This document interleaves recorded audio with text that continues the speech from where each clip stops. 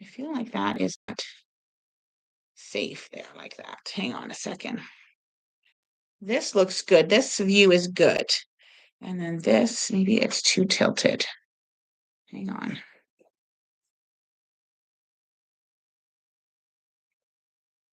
Oop. I'm trying to keep it good. Okay. Is that the right knob? Yeah, I think so. Okay, and then we're going to put this one on here. Okay, we're trying, hopefully nothing serious happened. We're trying to keep everything together.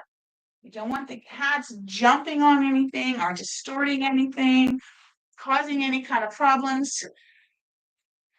My camera isn't moving because I didn't turn it on. Okay, my camera stand. Oh, it's on now. Yes, it's working now. I hope it doesn't turn. I realize it's a little bit, I think it's okay. Is it gonna, no, it's sliding. It's sliding. Ah! Okay, I'm just gonna take this off. Wonder if I can move this down. I don't think so. Okay, we're gonna fix this in just a moment. I'm gonna move this over a little bit and then stick that should go.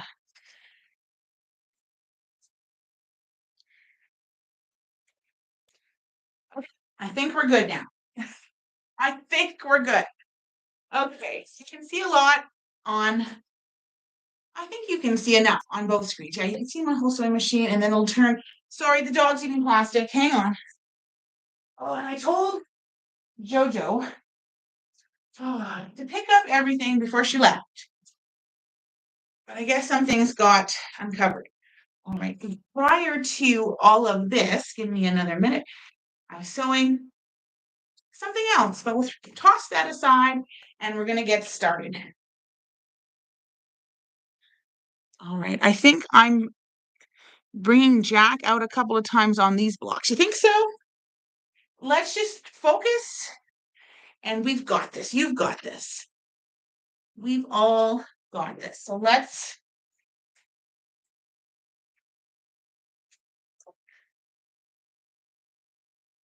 It doesn't work with this here. Okay, I got to get this out of the way. You know what? This thing pops off all the time and then it doesn't pop off when I need it to pop off. Okay. I think we all might need a little bit of seam ripper today, but we will do our best, and that's all we can do, and that's why we all own a seam ripper, is so we can fix things. All right. So Flower Farm Block 2, ladies and gentlemen. All right, so this is the book that we're using, the Flower Farm Sampler. We are making the quilt that's on the cover. We have made blocks 1 times 2. So there's 2 blocks you've already made, and they're huge blocks. They're 24.5 unfinished, and they look great. Thank you to everyone who tagged me in their post or sent me the picture. I really love it. I think it's just great, and I'm very excited about that you were able to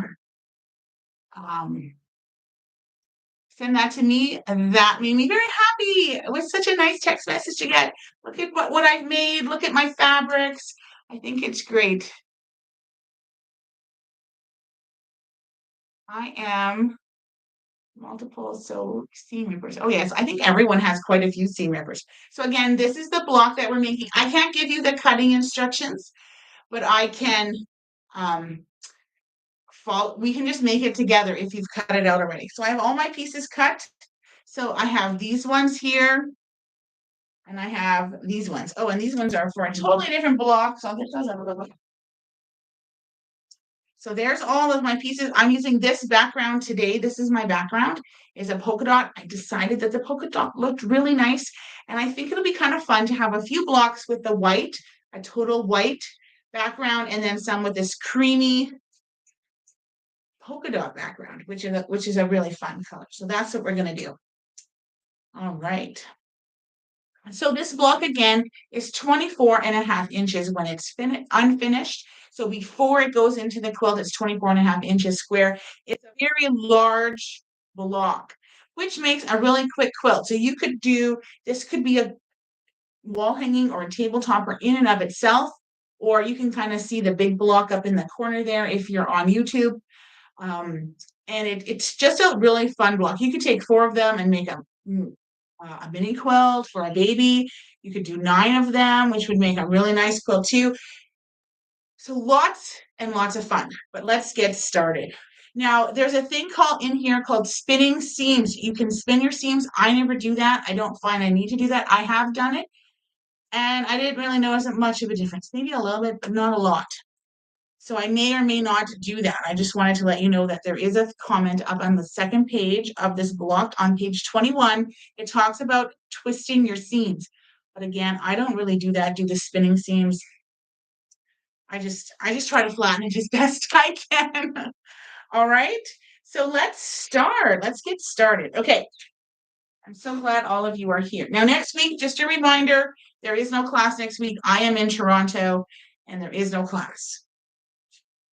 I was thinking of bringing everything, but trying to run a class with 2 young children in a hotel room isn't going to work. So we're just going to skip next week and we'll do the third block on the 25th. All right, so let's take our I blocks. We're going to sew, we need I, C. So I have my I blocks, I have my C blocks, and I have my J blocks. Okay. All right. So I is a rectangular block. J is a square. It's also the same as I, same fabric, so it's a background. Your fabric will, of course, be different than mine. And then your C blocks will, again, be different than mine, but I have little dinosaur eggs as my piece because I'm using Tula Pink Roar. I don't spin seams. It's a pain. It is. It's kind of a pain, and I really didn't find the value in squishing, spinning the seams to get it really flat. I didn't find the value. If you find that that piece is just too big, you can always press your seams open if that works for you. I just press to one side, and it always seems to work for me. So I'm just going to stick with that. All right, so first what we're going to do,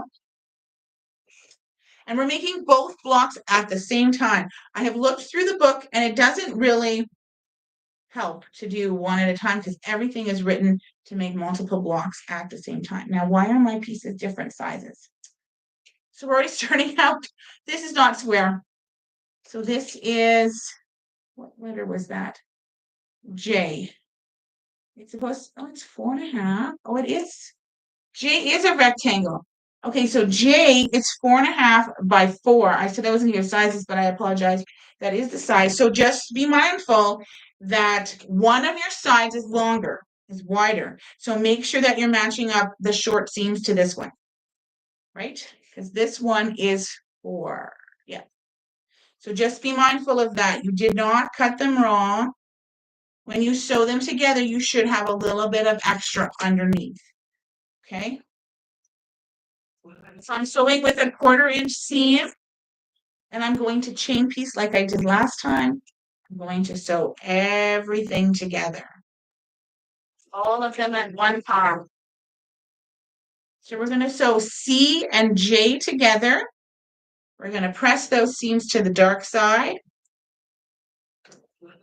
And then on the top, we're going to sew all right. Very similar to what we did last time, just be mindful that J is a rectangle and it will be a little bigger. So make sure you match up your short side with your C fabric. And we're just going to keep sewing.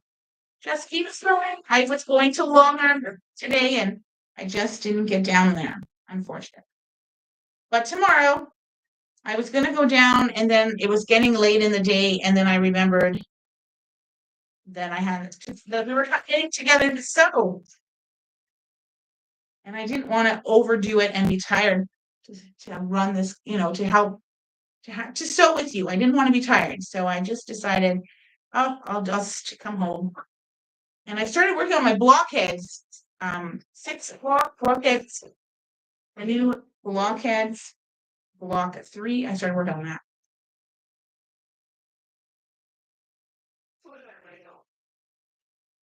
All right. So when you're all done those, I really like to chain piece, and I like to have leaders and enders. So something at the beginning and something at the end. So I'm just sewing these bonus blocks. So then you get the bonus block. I try to tell you what I'm doing so that you are aware of what I'm doing, so that you're not all lost going, what is she sewing now? It's just a bonus block, okay? Not just, but that's what it is. Because I don't want you to feel like, whoa, she's sewing something else. When I sew by myself, when I'm just sewing along, I'll just move these rulers out of the way, and I'm going to move these blocks out of the way. When I'm sewing just by myself, I'm usually sewing another component of the same block. Okay, so I could have sewed the next step, and then I sew until I get where I have to cut and trim. I'm just going to turn this a little bit because it's very, very focused on the corner here where nothing is happening except Bunny pulled out a whole bunch of my pieces. Okay, we're just gonna link that up. Oh, this camera is being annoying today.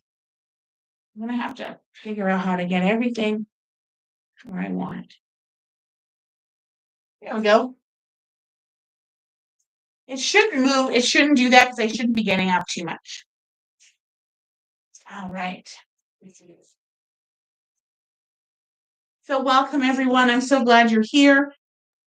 If you're not sewing along, it's not too late. Grab a copy of the book, Flower Farm Sampler, and just start. This is only the second week, our second block. So all I ask is that you have your pieces cut out ahead of time so that we can sew together. It's okay too if you start sewing ahead of me. This is just for fun. So it's all great. And you're using whatever fabric you want. She does have a suggested fabric that she uses, but you're welcome to use whatever you want. So I am just here pressing everything. So I pressed everything to the dark side, and that works for me. So there you go. Isn't that cute? These are Tula Pink fabrics. If you're wondering, this is the Roar collection, and this is one of the, let's go on now, True Colors, I think is what she calls them. All right, so you're going to put them back here with your other blocks. So you have your I at the top, which is a rectangle. Then you have your J and your C piece. Your C is on the right side, so make sure that that's where that is.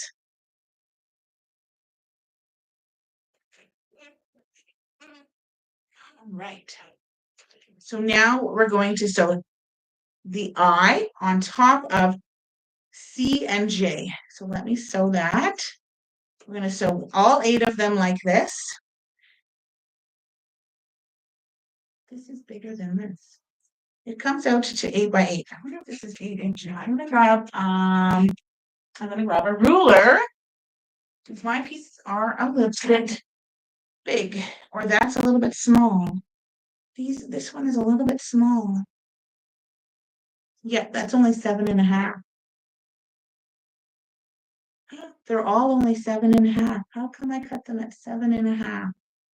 Okay, so these are too small. So I'm going to, I don't remember where I stored them. This happens, things like this happen often. So I'm going to grab, not often, but they do happen. I'm going to grab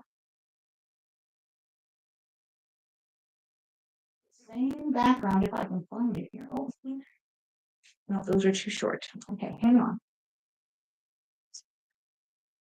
Oh, here we go.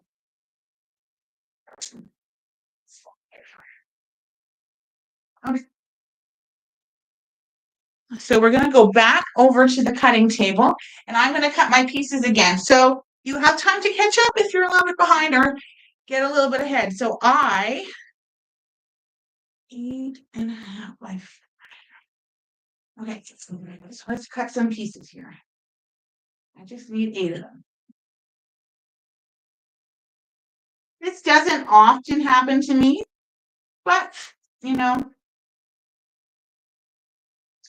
I probably just used my ruler incorrectly and cut them the wrong side. Or it's red. I'm trying to think of when I cut these. Maybe I was tired. Who knows? 4.5. I need 8. I'm gonna get 4 of that. Get some more. I want to continue using it. So now I need it to be 8. Actually, let's cut this off. Cut off the selvage and the fold. I'll cut it at 8. I'm gonna double check my measurements since I've already cut it wrong. 8 by 4.5. Okay. This is for the eye. I hope you guys cut them right. Who knows what I was thinking when I cut this, because I don't even know. Cut it off. And then flip it around. And I'm gonna cut.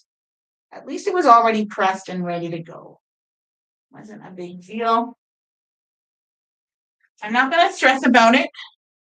You know, life happens. I get busy. Now, which ones are which? Okay, these are the short ones. So I threw it on the other cutting table. Get it out of the way. That's all good. Okay, so now we're gonna lay these together. There's no seam to match up. And I'm just gonna sew all the way down, 1/4 of an inch. And I love to use my diagonal seam tape, and I love to use my 1/4 inch foot. I find that those two together have really helped me improve my accuracy when I cut them right. This goes to show that, you know, these are unedited. This is live. You're sewing with me or watching me sew. And I really appreciate everyone joining in. Hi, there's a couple of people on YouTube. Hello, welcome. There's quite a few people on TikTok. Don't forget to like and share. If you want to watch the first block, you can go over to our YouTube channel, Quilts for Survivors, and watch that one. Again, no cutting instructions are given, but you can grab your copy of the book and sew along. I'm not affiliated with anything to do with anything other than Quilts for Survivors, but I'm not affiliated with anything that has to do with the pattern or the author or anything like that. I made her first, well, I don't know if it was her first, but I made the Barnstar sampler, and when I heard she came out with a new book, I was so excited. And then people wanted to sew along, so here we are. I appreciate that people want to hang out with me. Very cool. So I'm just sewing, all 8 of them are sewn the same way, okay? Repeat to make 8 units. So we're going to make 8 units. And if you want to trim it, it should come out to an 8 by 8 square. So that's how you check. It should be, if you wish to check to make sure, or if a line looks a little uneven, that's the size you want it to be, is a nice square block.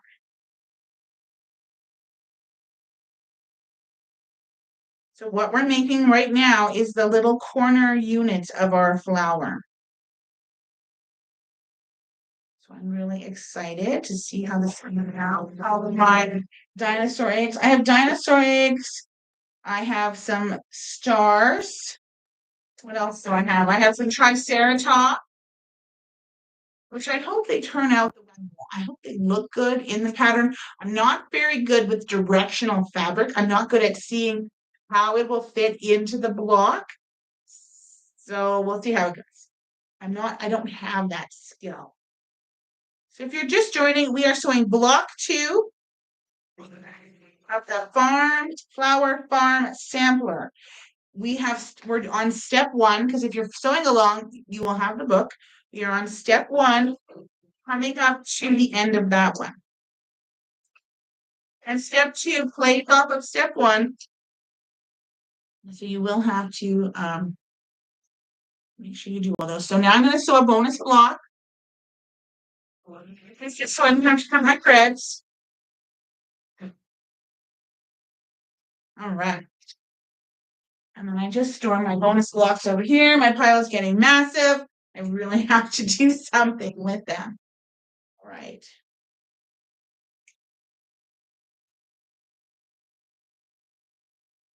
I think I might just do a bunch of pinwheels, make a whole quilt with pinwheels, just random pinwheels all throughout this quilt or something like that. All right, so now we're going to set and roll it back. And we're just going to set it and I'm just going to roll it back. I'm pressing it towards the eye. So that background fabric. You can see a little bit of shadowing, but not very much. You would see shadowing regardless anyways. Well, I would because of my fabric choice. My background choice is very light. And then again, it's a square block, so you can always good to check to see how it's going. And it's good to check to make sure that your 1/4 inch is a good 1/4 inch. Good to check to make sure that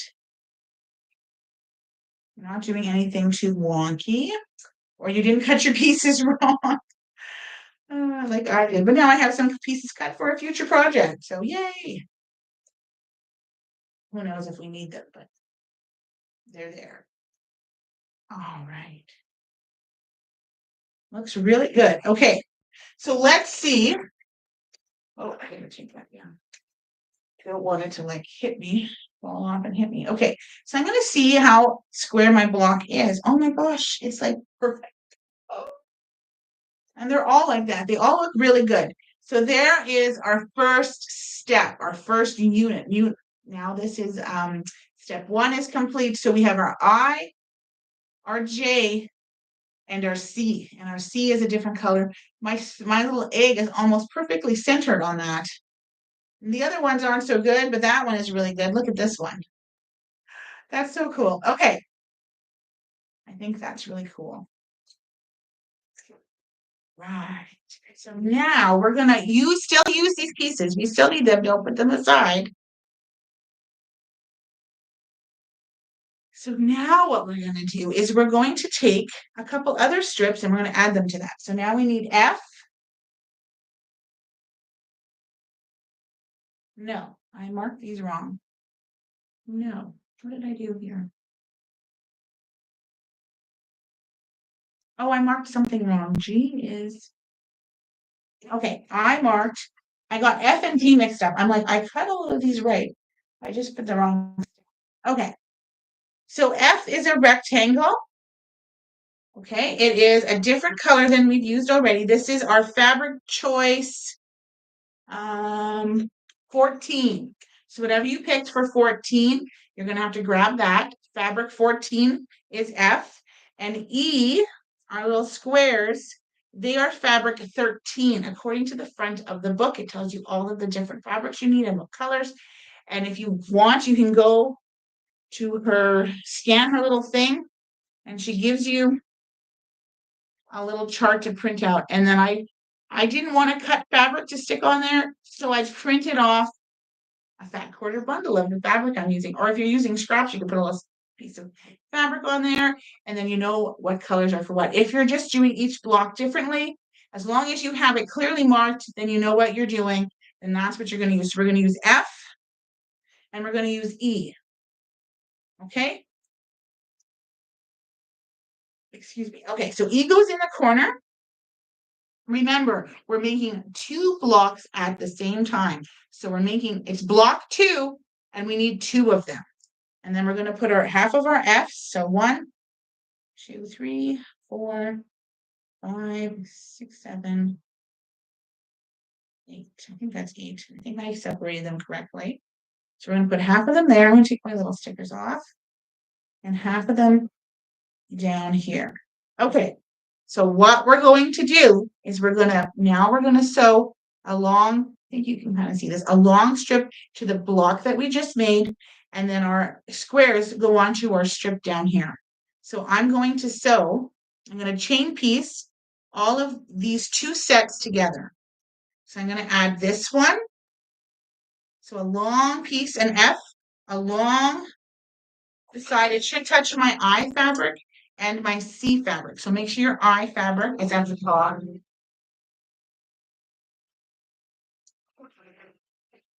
Check your book if you're not sure what I'm talking about.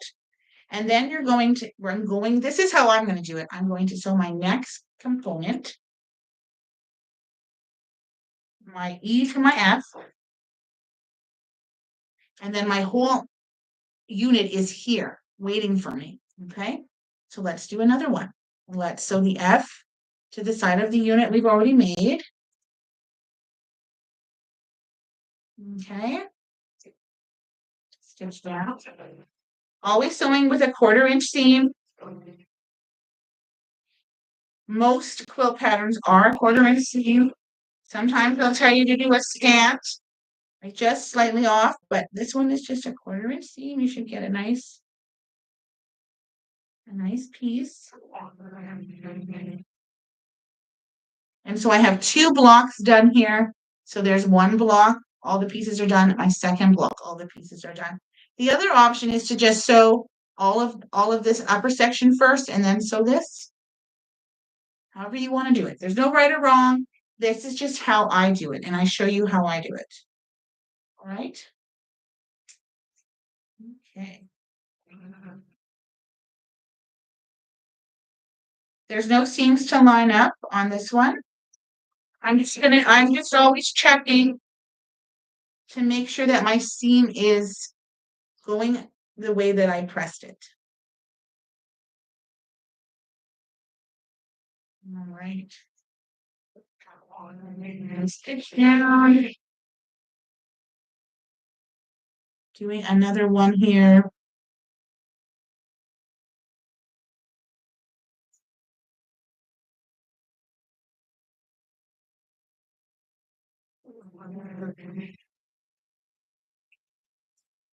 Just making sure again that my seam is going the direction that I pressed it, because I don't want it curved or have to repress it. And so my bottom piece, remember, right sides together. There was little feet in my picture, feet of a triceratops. Well, I may not even be the right way anyways, but I wanted them to go to lay the right way. Right.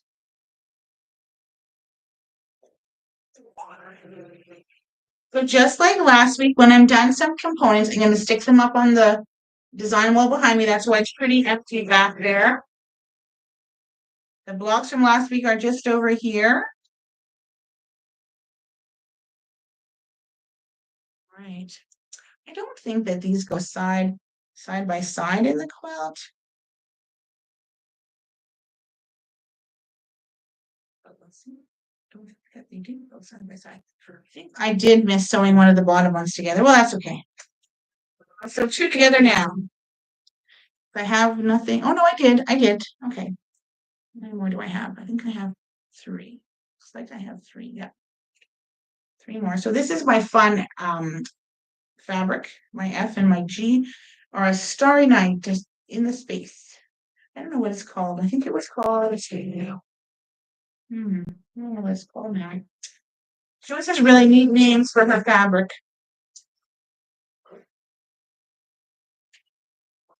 Maybe it's called Extinction something.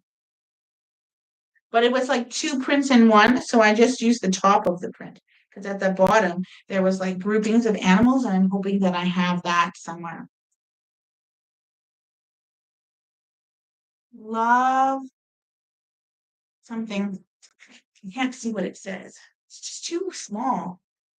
Love those colors. Thanks, Laura. I'm loving them too.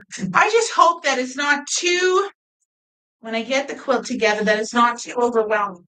So I'm going to try to watch. I'm not the best person with color. I assume that if I use a line of fabric, it's all going to go together, it's all going to work out, and I'll be able to find a good balance without having to like really strain my brain and really, So that's what I'm trying to do. And I'm trying to learn, what works and what doesn't. I'm trying to do that.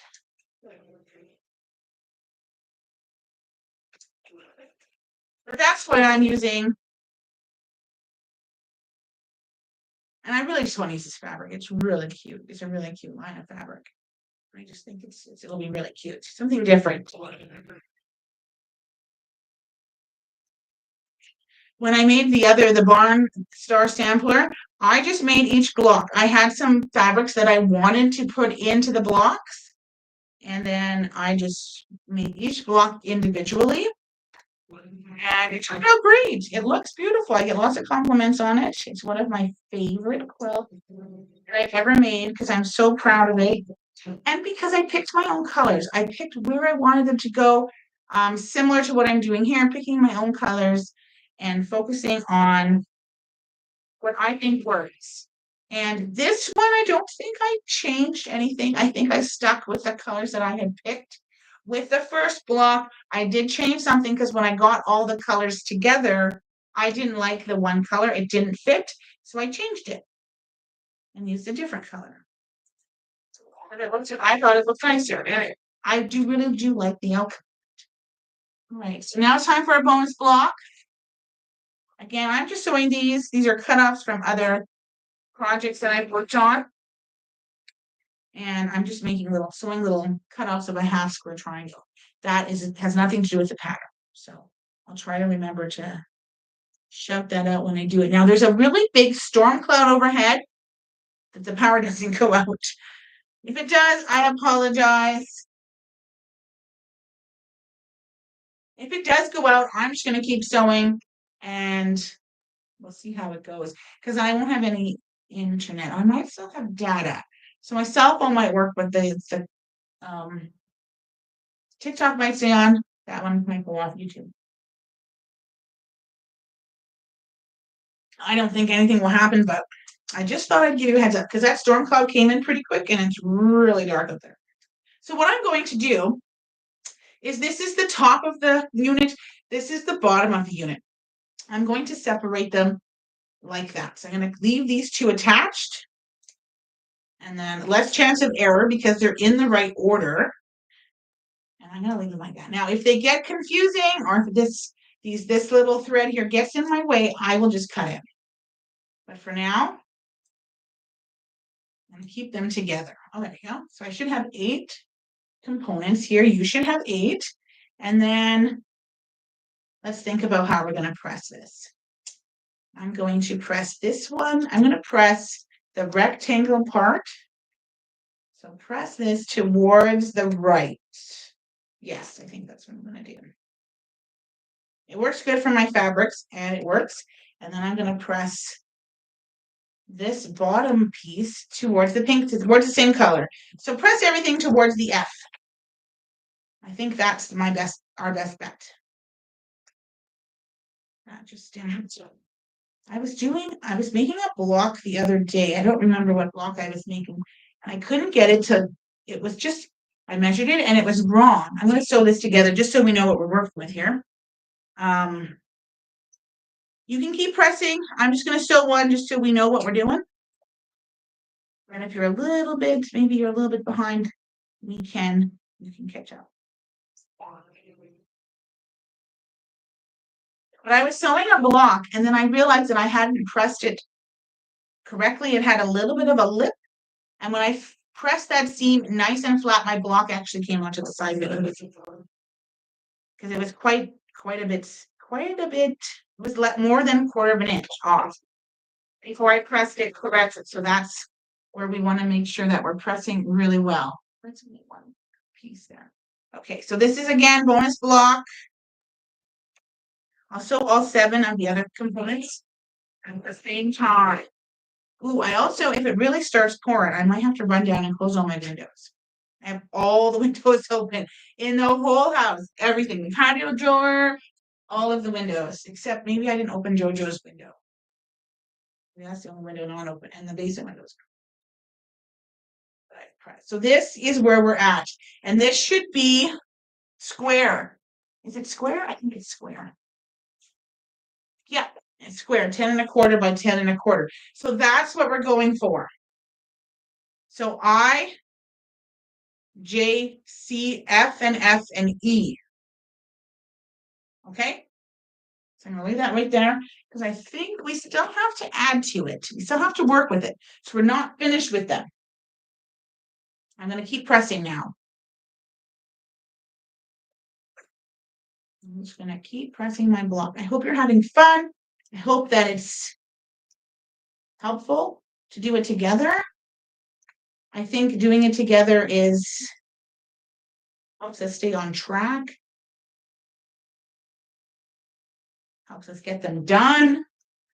You know, how many times have you started something and not finished it?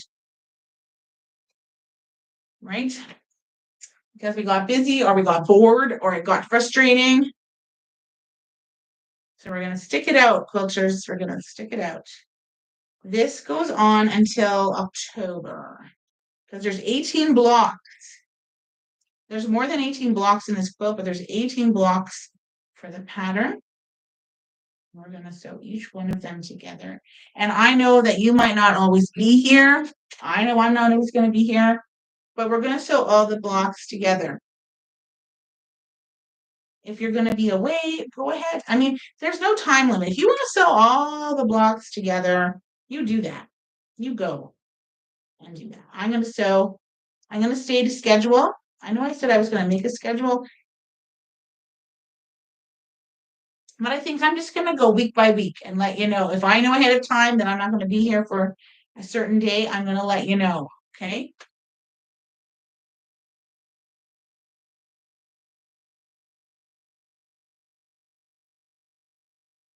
So pressing that. Very well done. I like that. I think the only thing is that my other. So again, if those threads get in my way, I will just cut them. I will just trim them. But I think this didn't press this across there. Yeah. It was a little bit wonky in that one corner. Now I'm just going to flip this over. It just makes it easier for me when I go to grab it. It's not perfectly lined up, but it's pretty close. So I hope everyone had a good day. I had a good day. Yesterday was a little bit much for me. My mom sent me a text. My dad was doing something for me, which was really nice. And my mom sent me a picture of my dad doing something, fixing something on my deck. And I was so happy and grateful. And I said, "Oh, I'm just having," and she asked me how I was. I'm like, "I'm having a bad day." And she called right away. "What's going on?" And I said, "Well, nothing is happening, nothing serious. It's just that there's a lot of little things that lined up yesterday. You know, it was just a lot of little things. A couple of raindrops, we can deal with that. But a full-on flood, a little harder to deal with. That's kind of how it felt. And it was just like,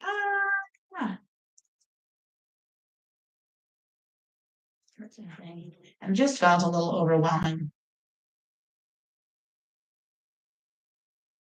And it wasn't anything serious, but it just was like, okay, I think I'm done now. But everything worked out for the best. Everything always works out, and nothing seriously happened. And my kids both passed their swimming lesson. So Walt and Joe were in the same class. They were in level 1 of swimming. So again, that's what it looks like when we're all done. They passed. They both passed. I was so proud of them. They can float and they can kind of swim a little bit. So I was really excited.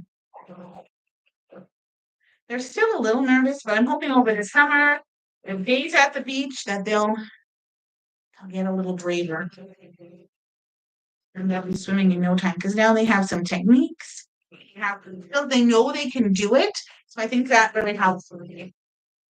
All right, I'm going to cut off my bonus block here just to get it out of the way. All right, so we're going to make 8 of these blocks. Again, this is what we're doing. We're not finished with it yet, though. All right, we're going to keep adding these together.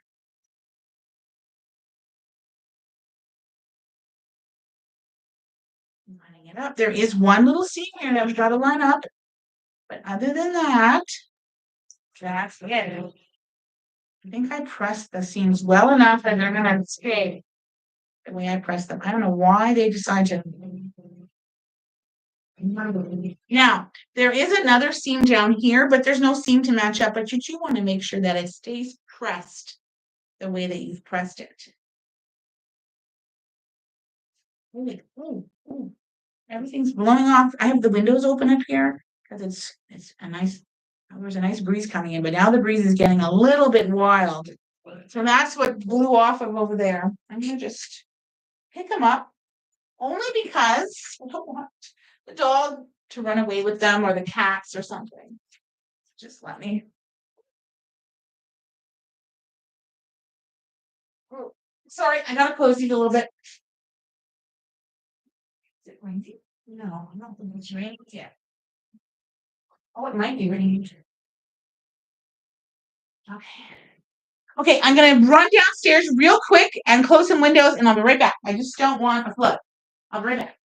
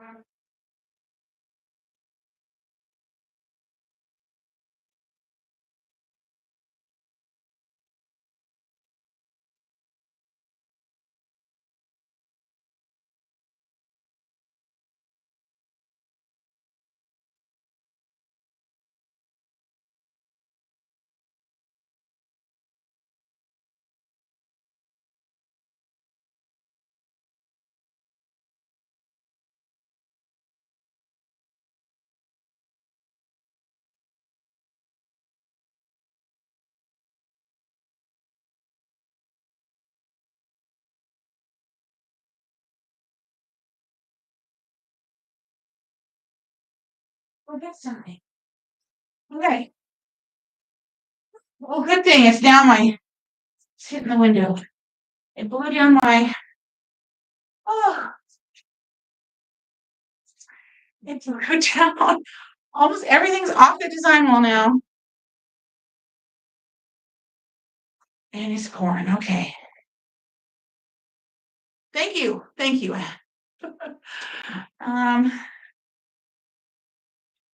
Nothing went my way yesterday. I was trying to quilt trying to quilt the top, and my machine had an attitude.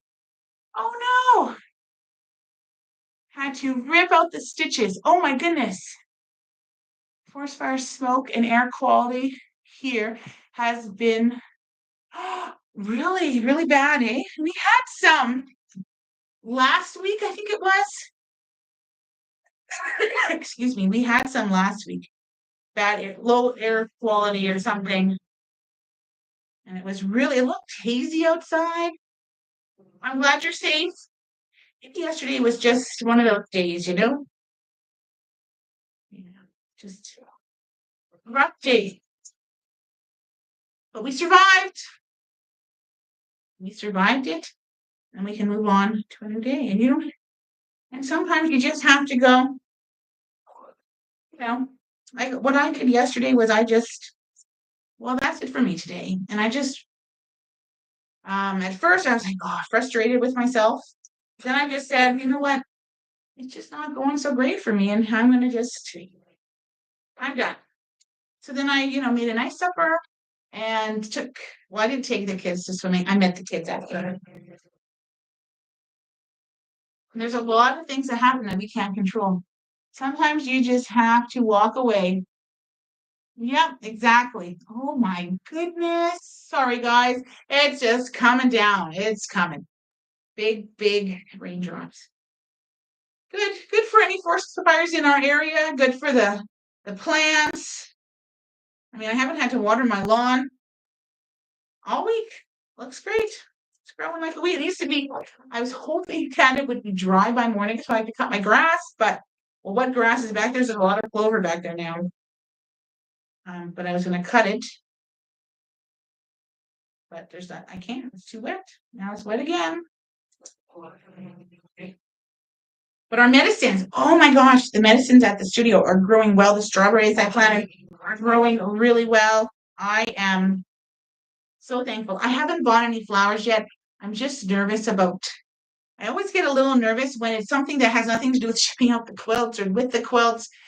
I get a little nervous buying flowers. Like I don't want to buy flowers and then it's like, well, if I spend X amount of money, that's how many quilts can I have shipped out? But we're doing really, really well. I love Big Rain. Yeah, it's nice. It's really nice. Okay, let's keep sewing. It's a beautiful day though. It was a beautiful day at the studio. It was a great day. Having a great day. I finally got um when Bunny, our puppy, my puppy comes to work with me. And when she's little, I think she might be 2.5 pounds. She's a little Pomeranian. Anyways, and she's around here somewhere. If she comes in and she lets me pick her up, I will show you. She thinks it's a game to like chase her around and pick her up. I think her goal in life is to get me into shape. We'll see how that works. Anyways, she comes to work with me, and I don't have an office. Well, I have an office area, but I don't have walls yet. I have 3 walls, and I sit up at the front of the building, and um, I'm up a couple of stairs. Anyways, and in my office area, there actually is 2 different levels. There's a step. So where my desk is on one step, and where my filing cabinet is on another step. Anyway, eventually it'll all be one level. It'll be great. I'll have a door and have a ceiling and an actual office. But it's great. But I have been looking for a way to help Miss Bunny because bonus block coming up. Because one of the things that goes with that. Oh, yes, this. She's been free to just kind of roam around, or I put her in her little cage if she's getting in people's way. Because I don't want her to be a tripping hazard. I obviously don't want her to step on anyone, but I also don't want someone to trip trying not to step on her. So I don't want her to be a hazard to anyone when they come in. But to be in her little cage for a long period of time can be very frustrating for her. So I want to give her more space. So I was thinking of ways to keep her safe and not limit the studio or cause any kerfuffle. And I found with help of a volunteer, I found the perfect thing. It's actually a pen for pets, but I just spread it out as one big long thing, and it's perfect. It fits on this half wall that I have from my office, and that isn't really a wall. It's more like just I don't know, almost like a boundary, like don't go here kind of thing. And it works out great. And if you watch the live from today, that has almost no sound, you will see it, and it works really well and gives her space to move around and to be near me, but not in anyone's way. And she can't go all over the studio because she was going up and down the stairs. She was going everywhere. And that, I wouldn't want someone to open the door and she runs out. What are we, they'd feel so bad and I would feel bad because it would just be awful. So it works better. And then she's safe and I have my sanity. So it worked out well. I don't know if that interests you, but there's something that's going on in my life. But once that was up, that was really awesome. That was not anything that caused any stress yesterday. I think it works really well.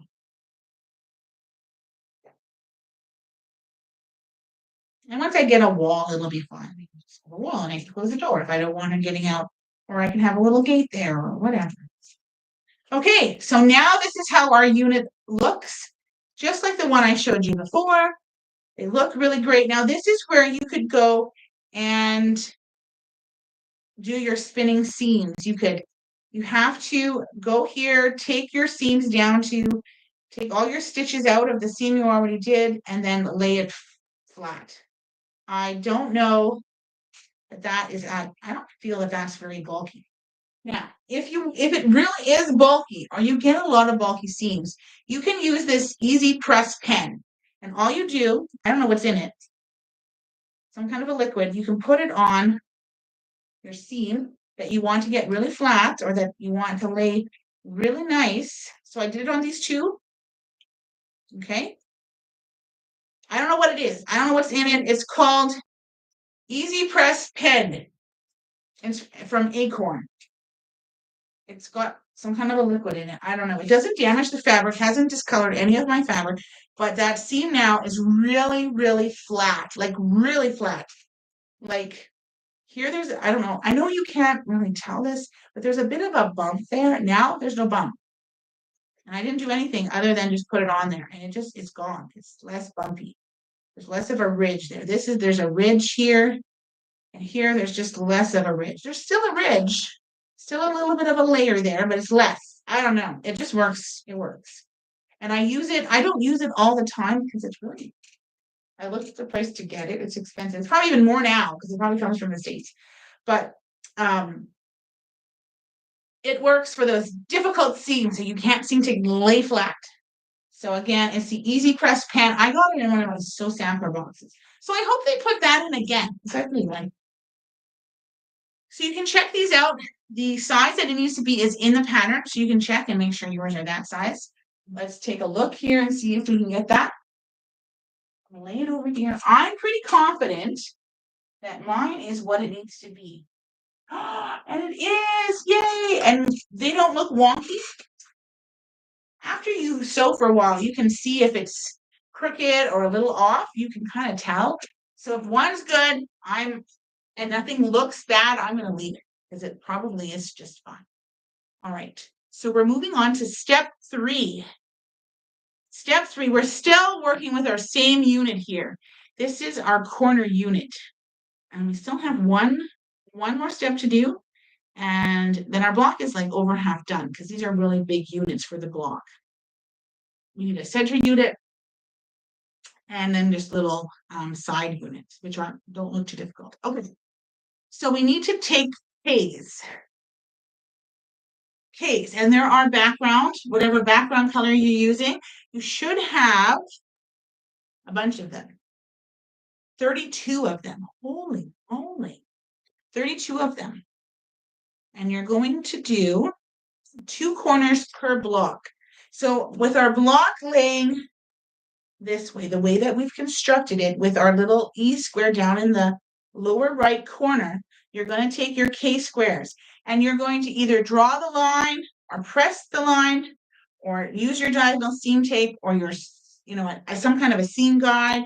And you're going to take your piece and you're going to put one here in the corner, up in this corner where your background meets your F, and down here where your background meets your F again.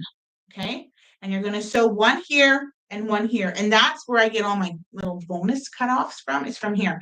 So we're going to draw a line and we're going to stitch from corner to corner. You're going to stitch on the line. Okay. And then we're going to trim a 1/4 inch away and press towards the corner. Yes. Okay. I'm going to use my diagonal seam tape so I can eliminate drawing those lines. So I'm going to stitch on there, right on that line. Okay. And then I'm going to do the next one.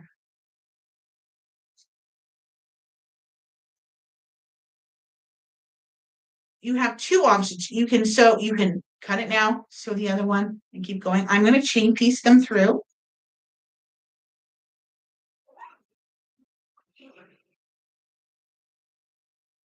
You can do one corner at a time, or you can do, you see there, I just cut it apart. I want to show you what I'm doing for the whole block, because I know this can be very confusing. And I want to make sure that I don't mess it up for us. So then do the other corner, corner to corner, right on that line, whether you drew it, pressed it, or using some kind of a guide, that's what you want to do. And then I'm going to do another one. I'll show you that one in a second. We'll cut them all. I'm going to trim them all at the same time and then press them. So stitch. So this one is now done. So I'm going to show you that. So what I did was, there's our block. There's my E in the corner. I stitched here from corner to corner on the diagonal. and then from corner to corner on the diagonal. If you're stitching towards your outer corner, you're stitching it the wrong way. And then when you cut them, it should fit nice up in the corner. And then you should have nice corners. That's probably hard to see, but all right. And it's going to look really cool. This one, I didn't sew very good. I'm going to re-sew this one. I'm going to rip it out, but that one didn't line up very good. I'll rip those seams out after the fact. But there you go. That's all you have to do. So we're going to do each one like that. And that's what we're going to do. And just make sure that you sew right on that line, corner to corner. I don't know what happened to that other one. I don't know what happened. I'll fix it here. Look at that. This one still needs one. And this one still needs one. Okay, and this one I'm just going to take there. First time taking out the seam ripper tonight. We were talking about that when we started, about ripping out some seams. I'm just going to rip that first seam out because my it doesn't rip both, so it should rip both. I don't know how I did that. I was following some wonky line. It almost looks like I'm sewing a 1/4 inch away from my diagonal line, which maybe that's what I did. I'm not sure.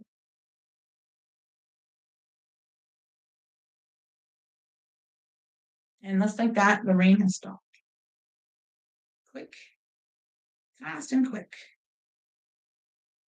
Good for some things, not good for others, but maybe my grass will dry. Move on. Okay, just trim all these away. There. All right, we're gonna move that there. I will press. So then you're gonna, now I can really show you.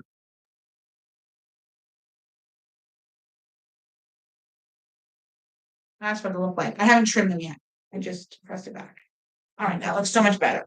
Okay, let's keep sewing. I'm sorry if my crazy little antics are getting annoying.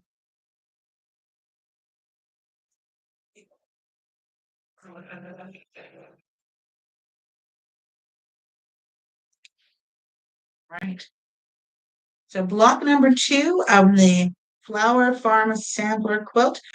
People who are sewing along have the book, and that's how we know what to do. If this gets too long, I'm just going to cut it because they're really long pieces, and I don't like it when it hangs off the side and it pulls on my needle. Actually, let's just throw those there. All right, we're still going. I think we need some more. We only need 32. Well, there's 8. We only need 60. We need half of these blocks, of the K blocks. We do need more K blocks. Okay. So I didn't count out how many I needed. I just took the whole pile. So when you're done sewing both corners, you're still going to have K blocks left there for the next step. Okay. So don't panic. Do not panic. Okay. So I've done one side. Now I have to do the other corner.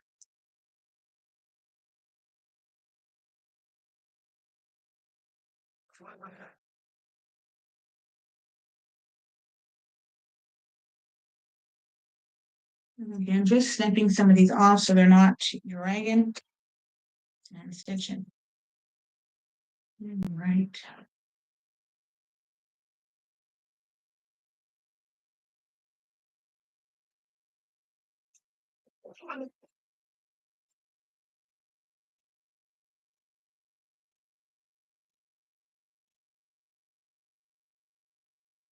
So again, running it up,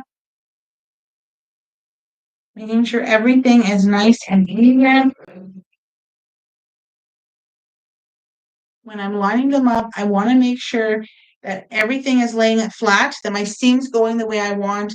And then I'm going to place this in the corner and I'm going to make sure that it's nice and even. A 90-degree angle there. Then I'm making sure that my corner where my line is, my diagonal line is on the wrong side of the fabric, that it lines up with my needle. And then I'm going to make sure that this one lines up as well. And I'm sewing it as accurately as I can.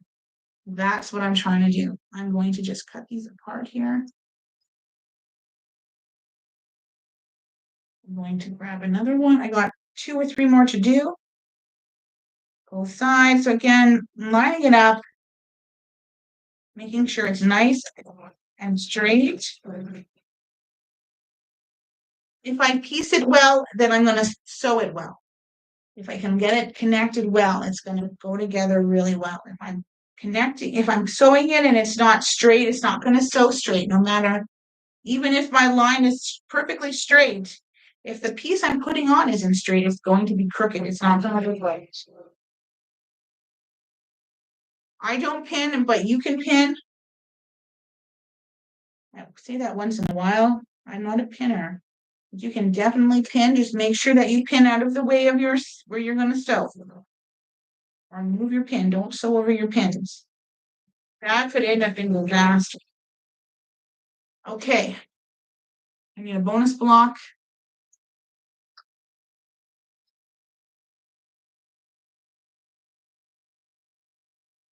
Okay. Quilts for Survivors is having a trunk show with our showcasing our class quilts that our students have sewn together over the last 10 months. So that's on Sunday. I have to remind myself to post the Zoom link for that. Remember, you're going to have K blocks left over. So don't panic if you have some left over. Cut these apart. So if you want to join, you just have to watch for the link to the Zoom and you can join in. And you can show a quilt that you're making for survivors. If you haven't made a class quilt, you can show a quilt that you're working on, or a block, or a top, or whatever. Finished quilt, doesn't matter. It's just a time for volunteers and friends of Quilts for Survivors to showcase their work. And if you're not a quilter, well, you're going to have to showcase your work, whatever that is, whether it's knitting or crocheting or punch needle, something. You can do that. Okay. Showcase that. Right. I'm just going to make sure that my stitches didn't run. Nope, looks good. A few grays on there. So then what I'm doing is I'm trimming 1/4 inch away from my seam, from that diagonal line that we drew. And this is a good size to keep. So I'm going to keep them and throw them in my pile of bonus blocks. So let's move these. Let's press this and I'm going to roll it back. And then again, roll it back. Get it nice and flat. And just try to remove all those threads from my oopsie doopsies. There we go. So this is now what your block will look like. Kind of looks like this, like a flower, which is what we're trying to go for here. Okay. Oh, I gotta go do my little puzzle piece. Hang on. I'm gonna get up. It's good for me to get up anyways. Stretch a little bit. And I'm gonna, there we go, do my puzzle piece.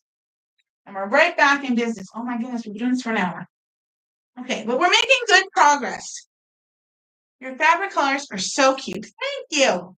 Thank you very much. But remember, I'm using one designer, one line of fabric. They already go together. So that helps me. Everyone does their own thing. And even if I was going to do it scrappy, I think I would have picked, I wouldn't have just randomly picked, but I would have focused on what I needed for the block, how I would want the block to kind of look. So if they'd use a dark fabric, I would probably pick a dark fabric. If they picked a dark, I kind of go on what they've already designed because I can't visually see things. Like I can't go, okay, if I use these 3 fabrics, how are they going to look? I can't see that. So that's why I'm not good at like chess. I can't see, or I can't foresee. If I do this, you're going to do this. Or if I do this, these are the 4 moves you can make. I don't do that. My brain doesn't work that way. So I work better with a guide. And I did do a video where I picked how I picked what colors would be what. And that's just a suggestion. I can change my mind anytime when I'm cutting them. I haven't cut block 3 yet. I'm hoping to do that before I head out to Toronto. I don't cut them live. I just cut them in my own space so I can think and change up plans. And I usually do it while I'm doing laundry or something totally uninteresting. But, but it's Wednesday. That's when my cleaners come. What a wonderful feelings. Come home after a very busy day and your house is clean and you can smell it as soon as you open the door. Such a great feeling. I love it. I don't have time or energy for my house. I would rather come up here and sew. And my mom and my dad were a couple years ago were after me to just, you're doing too much. You got to slow down. You don't have to sew all the time. And, you got to just take a break. And I'm like, what am I going to? Sewing is just stress reliever for me most of the time. Hi, beautiful. Oh, thank you. Yes, you're doing such a great job. Oh, thank you so much. And they were like, you gotta just take a break. And I'm like, okay, I guess you gotta cut something out. And I was like, how am I gonna not? I love what I do. I love being with the kids. I love spending time with the kids. I love teaching classes. I love sewing. I love sharing what I'm working on with other people, as you can see. And I love sewing with other people. And I just felt like, I don't want to why do I have to give up something? So I thought, well, I'm going to give up cleaning. I'm going to give up cleaning my house. So it comes out of my fabric hobby budget. And I do limit. They don't do a full clean every week. They do certain things 1 week and then they do other things the other week. So every 2 weeks, everything is done. So that's always good. But the floors get washed every week, vacuumed and washed. And to come home and everything was so nice and tidy really was a wonderful thing.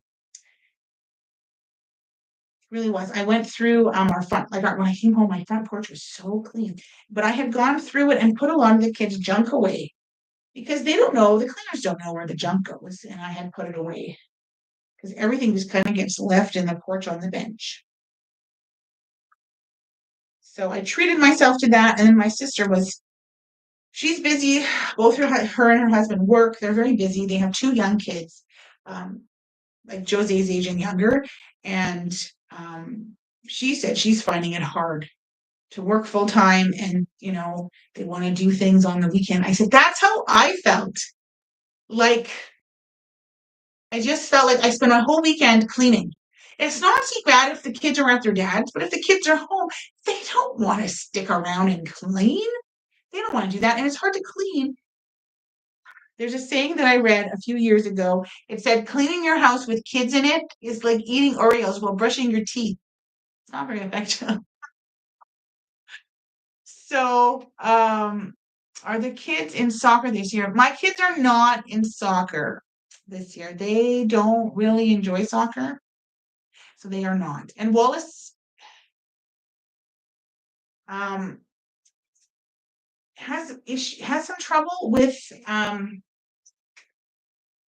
little thing off. Has some trouble with group activities where he's required to do something for a specific amount of time. It's too structured for him. So they don't want to do that. But he's going to camp for the first time this summer in August. I think his camp is in August. So that's really exciting. Joe's too young to go for 9. You have to be 9. And so he's really pumped about it. And then she can go next year. What else do they have? That's about it. That's about all I signed them up for. I have a sitter that comes to the house and watches them, so they're not at daycare was too much for Joe really is a homebody and she loves to be at home, where Wallace doesn't like being in big groups all the time. So daycare wasn't really working out for us. So I ended up finding someone who could babysit them for me. And I didn't want to have to pay for full summer daycare when they're not there for the full summer. They're with their dad too. And it's hard to get a spot when they're not there all the time because they're going to give them to the parents who have their kids. You know, if I'm only there 20 days, they're going to take the parent who's there 30 days or 40 days of summer, right? So, and I can't afford to pay for days when they're not there and dad won't pay, right? So, well, your granddaughter isn't either. Oh, okay. Well, it's hard. It was a lot. So they didn't play soccer last year either, did they? I don't even remember now. I don't think so. Was it last year? I don't know. Anyways, they haven't played soccer for a little bit. But we were there 3 nights a week. 3 nights a week when they were both in soccer. Because one played Tuesday, Wednesday, and one played Tuesday, Thursday. So it was busy. I know, like, it's only 4 games. When the older three were in there, it was 6 games a week. It was crazy. It was crazy. Oh, it was crazy. We just, lived at the field for a few weeks. But not now. Just too much. They just finished swimming too, so they would have missed some of the first. They would have missed the first games on the Tuesday because they had swimming. They just finished swimming. So, but I hope your granddaughter's doing well. She's such a sweetheart, such a nice little lady. Okay, let me think now. Okay, so we're done this. This is step 3. So we're getting closer to being done our block. So now we're going to do step 4. So step 4 is take A. How many of these do we need now? A is a weird block too. It's a rectangle block. Okay, isn't it? Yeah, it is. It's a weird size because it's long. I don't know if they tell you. Let me see. Step 4, use an A rectangle with 2G and 2K squares to make a square in a rectangle unit as shown. So stitch and flip square in a rectangle. Page 12, repeat 8 for 8 units. You're gonna make 8 of these. Okay. These are a rectangle. I don't know if I've ever made a square in a rectangle. So I'm going to turn to page 12. Stitch and flip rectangles. You can also join rectangles together using stitch seams to make a variety of learning diamond units. Pin a rectangle in a perpendicular angle. On top of the basic piece as shown in the assembly diagram, making sure that the corners of both rectangles are aligned. Mark a diagonal line from the top left corner to the top right, to the top left corner of the top right to the bottom right corner of the bottom rectangle as shown. Use your cutting mat.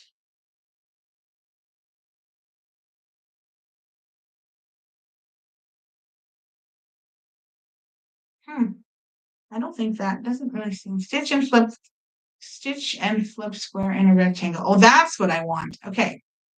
So what you want to do, I was reading the wrong thing. Okay. Some blocks use a square in a rectangle unit in place of square in a square.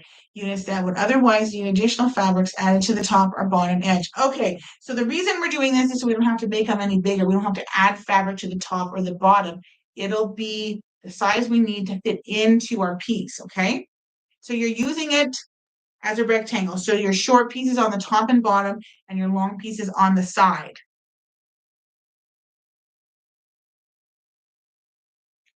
So 4 corners, these squares, okay, uses 4 corner squares. 2 are larger and 2 are smaller against the rectangle base.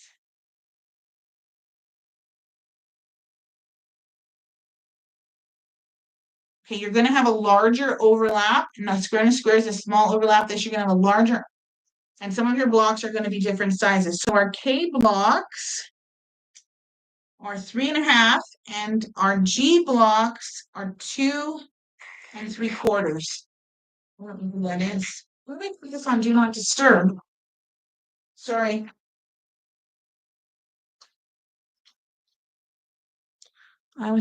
Yeah, it is on Do Not Disturb. Weird. Okay, anyways, it doesn't matter. They can call back.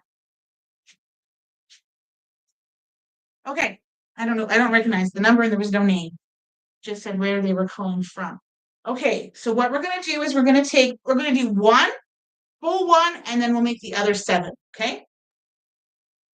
So we're gonna take one short piece on top, long pieces on the side is what it looks like they're doing, okay? We're gonna take a K. K is background, yes. So 2 K pieces and 2 G pieces. I'll just use my stick, leave my sticker there. Okay. So you can see this is the K and this is the G. That one is significantly bigger than the other. Okay. Then what we're going to do is you're going to draw a line from corner to corner. Or stitch a line or whatever. Press the line. However you want to do it. These are still a decent size that I can see them on my diagonal seam tape. So that's what I'm going to do. So I'm going to press this one. I'm just going to line this up. It's not lined up right. Now it's going to fill a lot of your corner and then some. Usually it goes to like just so close to the halfway mark. Okay, so we're going to go, we're going to stitch here from corner to corner. Actually, maybe I'll do, should I do 2 at a time? I'm going to do 2 at a time so I don't have to cut my threads or sew a ton of bonus blocks. So again, lining it up, I'm doing the upper right corner first. Gotta think about that. And then I'm going to stitch down.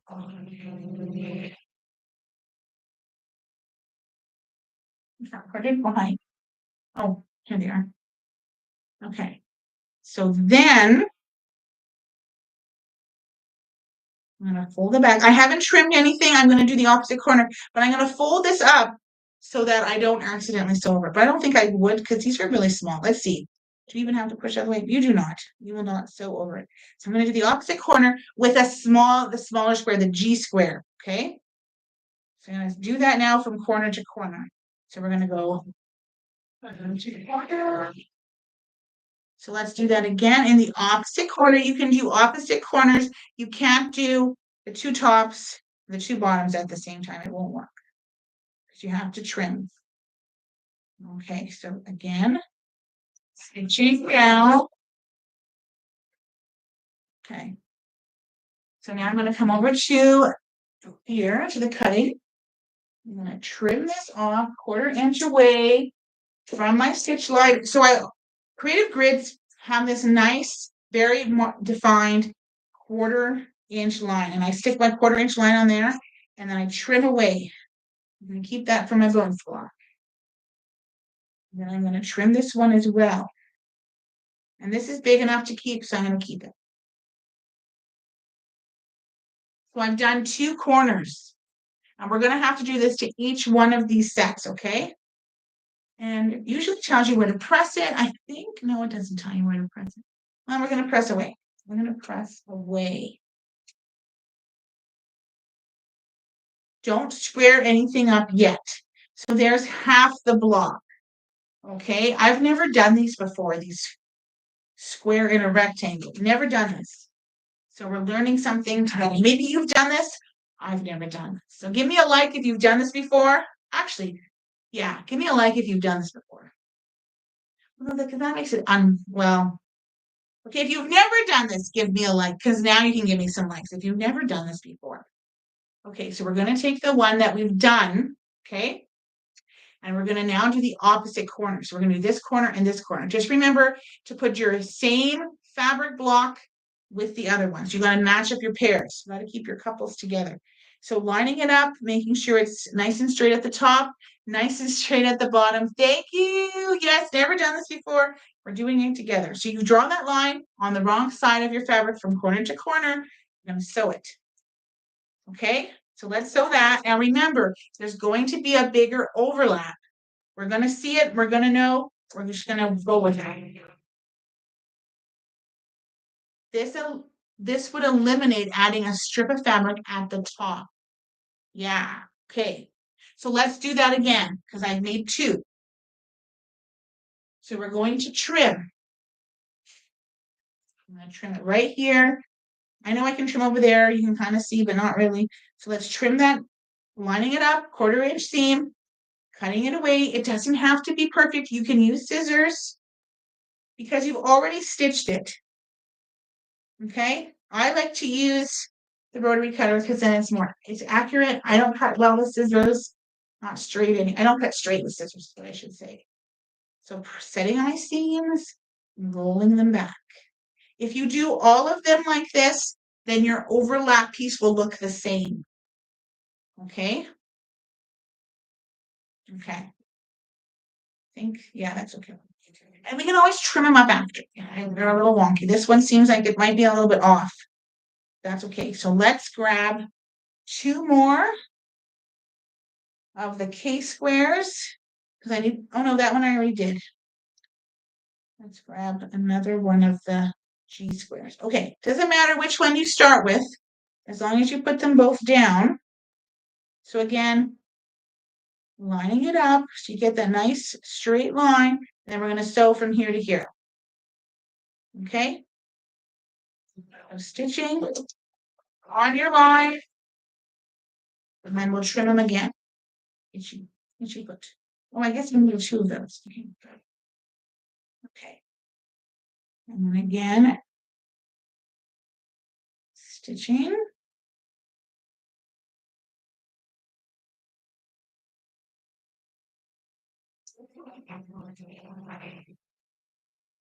If you want to save your piece and you want it to be sewn already, you could draw a line or stitch 1/2 inch away from this drawn line, and then that would already be sewn. I find that sometimes that just confuses me when I'm working on something. So I just do it afterwards. That's why I save them on my little board there. So lining up this final one, I'll have 2 done. I just want to see what it looks like so that I don't mess up, you know? I understand. Then I'm going to do all of them together, the rest of them, the 6 of them. So I've done 2, we need 8, yeah, we need 6.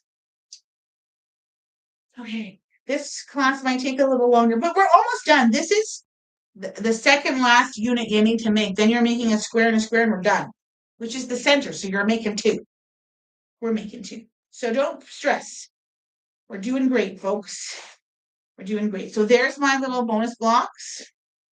And then I'm going to cut both of them and then I'll press them and we'll take a look and see what we think about this. Okay, but I'm glad I read that because I didn't want to be confused. It's my first time doing this.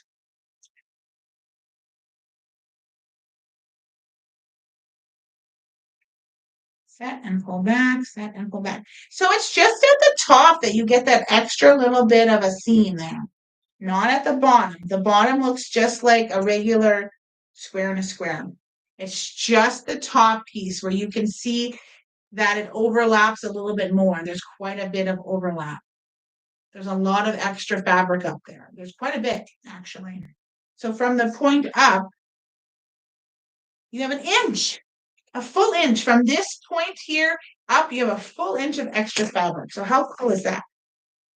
So now these need to be, what are they supposed to be? Oh, that's so on.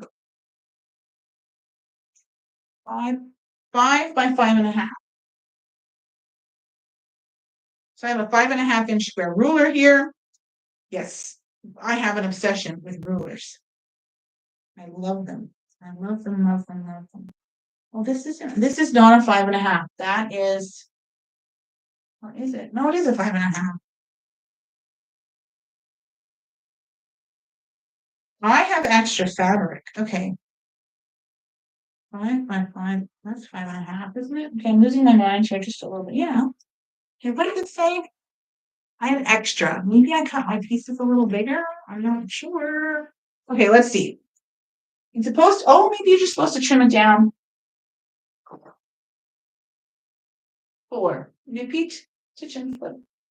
Repeat. Okay. I used A. Okay. Well, I'll just trim it down then. I'm going to trim it down. It's too big. It's too, my piece is a little bit too big, but maybe that's the whole, maybe you do. I feel like I need to trim it down. Well, this one I do anyways. We'll see what the other way. I'm gonna trim off. Well, that's crooked. Oh yeah, it's crooked. Okay, that was crooked. That was wonky up there. So you might have to trim them down. I see that I need to trim mine down. So I'm gonna do another one here. I'm gonna do it this way. So 5.5 by 5. And I'm just, so I do have a lot of extra, which is okay. I mean, maybe it's planned that way. I'm gonna trim mine. I don't think it's because I cut anything wrong. I think it's made that way so we can get a really nice block. Okay. So check yours. You might need to trim down. I did on both. Not a lot, but a little bit. And I'm cutting off the extra off of the top, this background fabric, because I don't have a lot of room down here to cut off a lot, and I don't want to lose my point. So I chose to cut off the top and just make sure that's straight. Hope that makes sense. I think that makes sense. Okay, so let's go make a bunch more. Let's make some more. So again, A, K. Actually, I'm gonna lift these.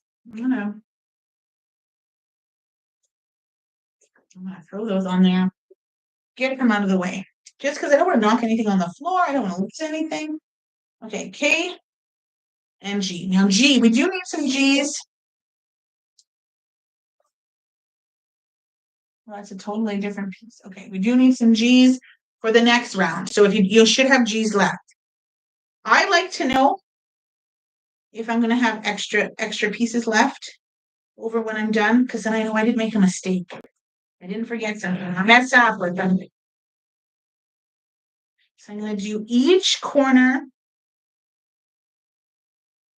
on the one side, then I will do the other. I'll do a G. So I'm going to do K's first, then I'll do a G, then I'll trim and press, and then we'll do the other side. Similar to what I did last time, but just all of them. You do hit them in an order that works for you. This is just how I'm doing them. It's not the right way. It's just one of the ways that I'm doing it. Okay. And if you're just joining, we're doing the Flower Farm sampler quotes. And the people who are sewing along have the book, because I have no rights to this pattern. I have no permission to share any of it, but I can show you what I'm sewing, how I'm sewing it. Nobody owns the rights to sewing. All right.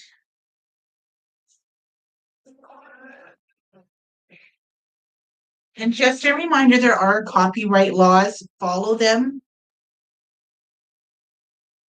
Okay? Don't share things that you're not supposed to be sharing. And if it's a free pattern, send people to where they can get it so that the people who made the pattern know that, yes, people really like this pattern and they love it and they know. It's good to let people know that their work is important and their work matters. All right, so I'm going to snip that. This is just a bonus block. Again, I forgot to say that. Now we're going to go and I'm just going to cut these apart. And then I'm going to sew the other part. I'm not doing any trimming or pressing. Oh. I'm simply cutting these apart. Easier with my little gadget there. Okay, so now in the opposite corner, it's a G square. I'm going to stick it in the corner. And we're going to sew that corner to corner.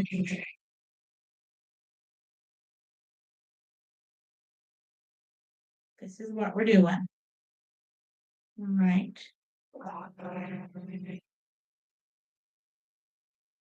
So we've been going at it for a while. If you haven't gotten up and stretched, get up and stretch a little bit after.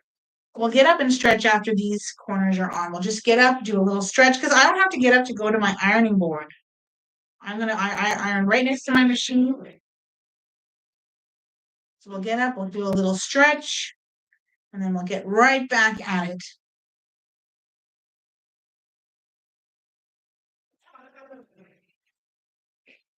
A lot of people ask me, what do you do in your spare time? And I'm like, spare time? Who has spare time, first of all? I said, but I choose to do a lot of sewing. I choose to take time to sew. And I've been watching a series on Prime, which is fun. Just gonna sew a bonus block. Okay. So just get up and give yourself a stretch, a walk. If you're getting up and walking to your ironing board, yay! Because my ironing board's right here. So I'm just gonna get up. There we go. Get up a little bit, stretch a little bit. I could get up and walk over to my ironing board, but then I have to turn all the screens and nah, we don't have time for that. Okay. Sometimes I do that, but that iron's not even plugged in. Okay. So I have 6 of these because I did 2 already, so I only have 6 that I'm working on. You're working on whatever you're working on. Line it up. You do not have to do this the way that I'm doing this. I'm following the instructions in the book, and I'm doing it how I sew. So you do what works best for you, because that's what brings you joy, I hope. Let me see. When my kids are home, I get up from my sewing machine a lot. Yes, yes, yes. And you have little guys too. Yes, definitely. Or when I hear Bunny doing something, or the cats, or yeah. But usually I can just relax. I think I used to get, like, before the puppy, I would get lost up here when the kids were gone. One day I was up here and I came up here at, I don't know, maybe 10. And I looked up at the clock going, oh, why am I hungry? It was 2 o'clock. But there was nobody here. There was nothing. I didn't have to do anything. I think I was listening to an audiobook and I was just sewing along, doing my thing. So that's why I got so much done. I was so impressed. And it does not feel, a day sewing is not a day wasted, in my opinion.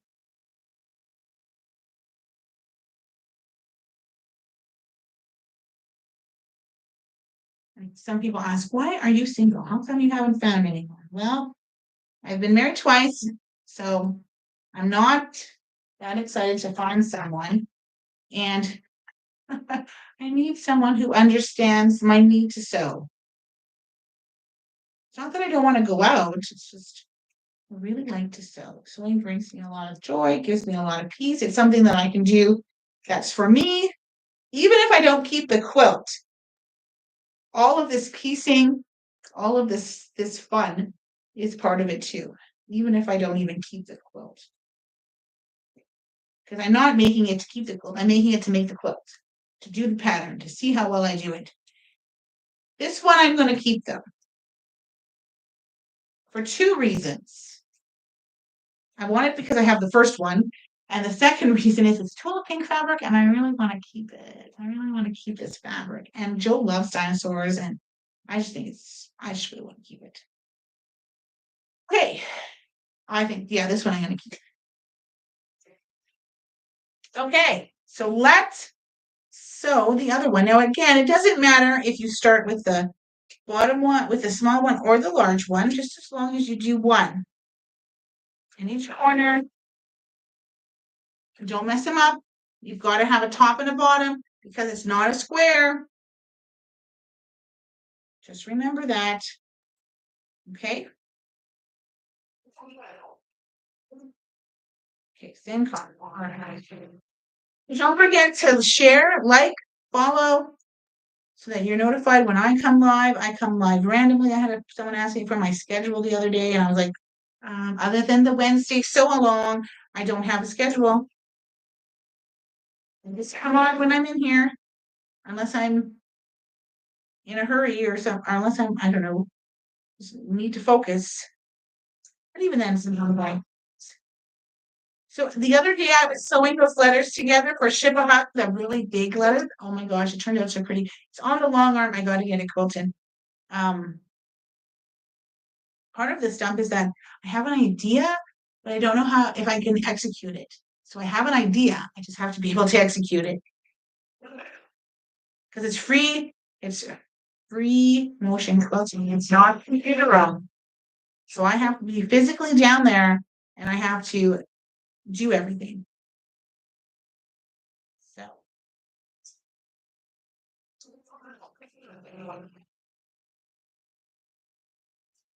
So now these are all done. I'm going to cut off my bonus block, toss it in my very, very growing pile. I think when I get back, maybe in July, I will have to just square them all up and then make something with them. Just do something. All right, so we're gonna trim these. That was easier just to bring it over here. Okay, moving even less now. All right, so now we're gonna line this up, quarter of an inch, like right, make that nice corner. Then we're gonna sew. If you ever get confused, I just got confused, so I wasn't sure which way I was supposed to sew. Remember, you're not sewing into the corner and you're not sewing into the middle of your fabric. You're sewing from side to side, okay? Quarter inch away.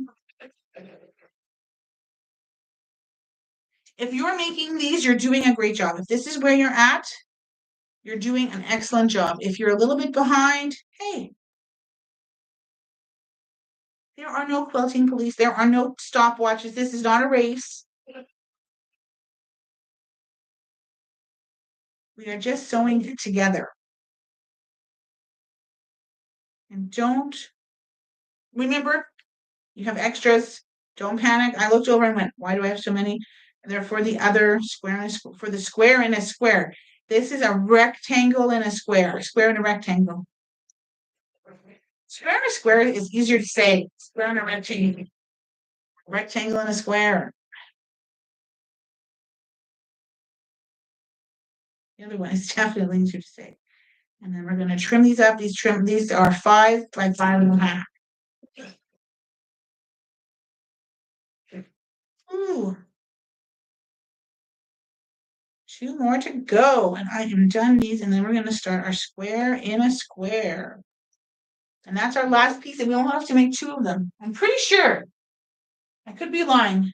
Nope. Oh, no, we don't. We have to make more. Wait. No, we have to make 8. It's step 7. We only have to make 2. Because we have to sew step 4 and step 5 together. Okay, I thought we were switching from that's okay. So this unit and the one following it will get sewn together to make the center unit. And then there's another square and square. That will be our ending.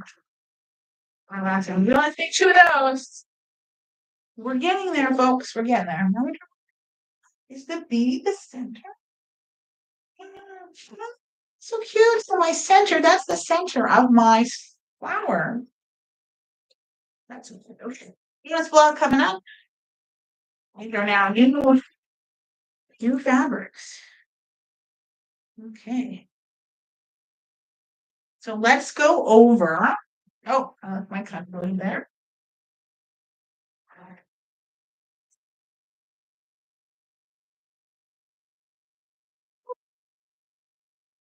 So there are lots of little cutters that you can get. I just happen to have this one. Works well. I like it. I have one at my work too. I love them. They work great. You can get the ones where you put rotary blades in them. Those work really well too. I just happen to have this one and I really like it.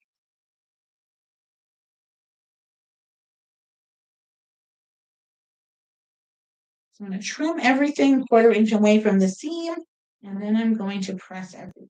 And then these will be, oh, and I'll square them up. And we will go on to the next step. Oh,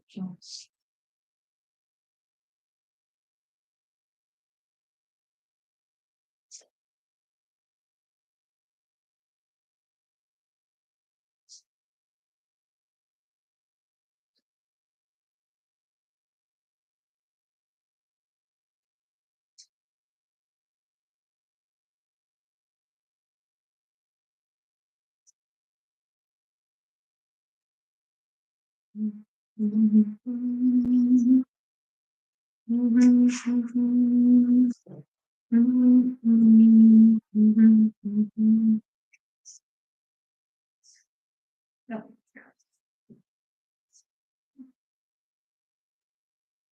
Quarter inch away, trim, trim, trim. Then I'm almost done here. Then I'm going to press. Those are my bonus blocks. Okay, then I'm going to press nice and flat, and then I'm putting everything away from the center. And then I'm going to trim all these up. Just to make sure that they are the size they need to be. I don't think that they will be too small. With the other two being a little bigger, and I'm going to trim again from the background fabric.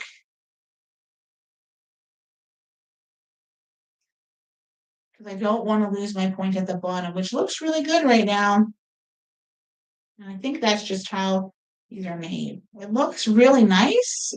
They look really good. I think they got better as I went along. I feel like they got a little better. My squares and my square and a square are definitely getting better the more I make them. They used to be really wonky. Okay. I find it easier not to cut on the mat. Trimming a little bit is okay. Sometimes you need this. So let's put this like this. 5.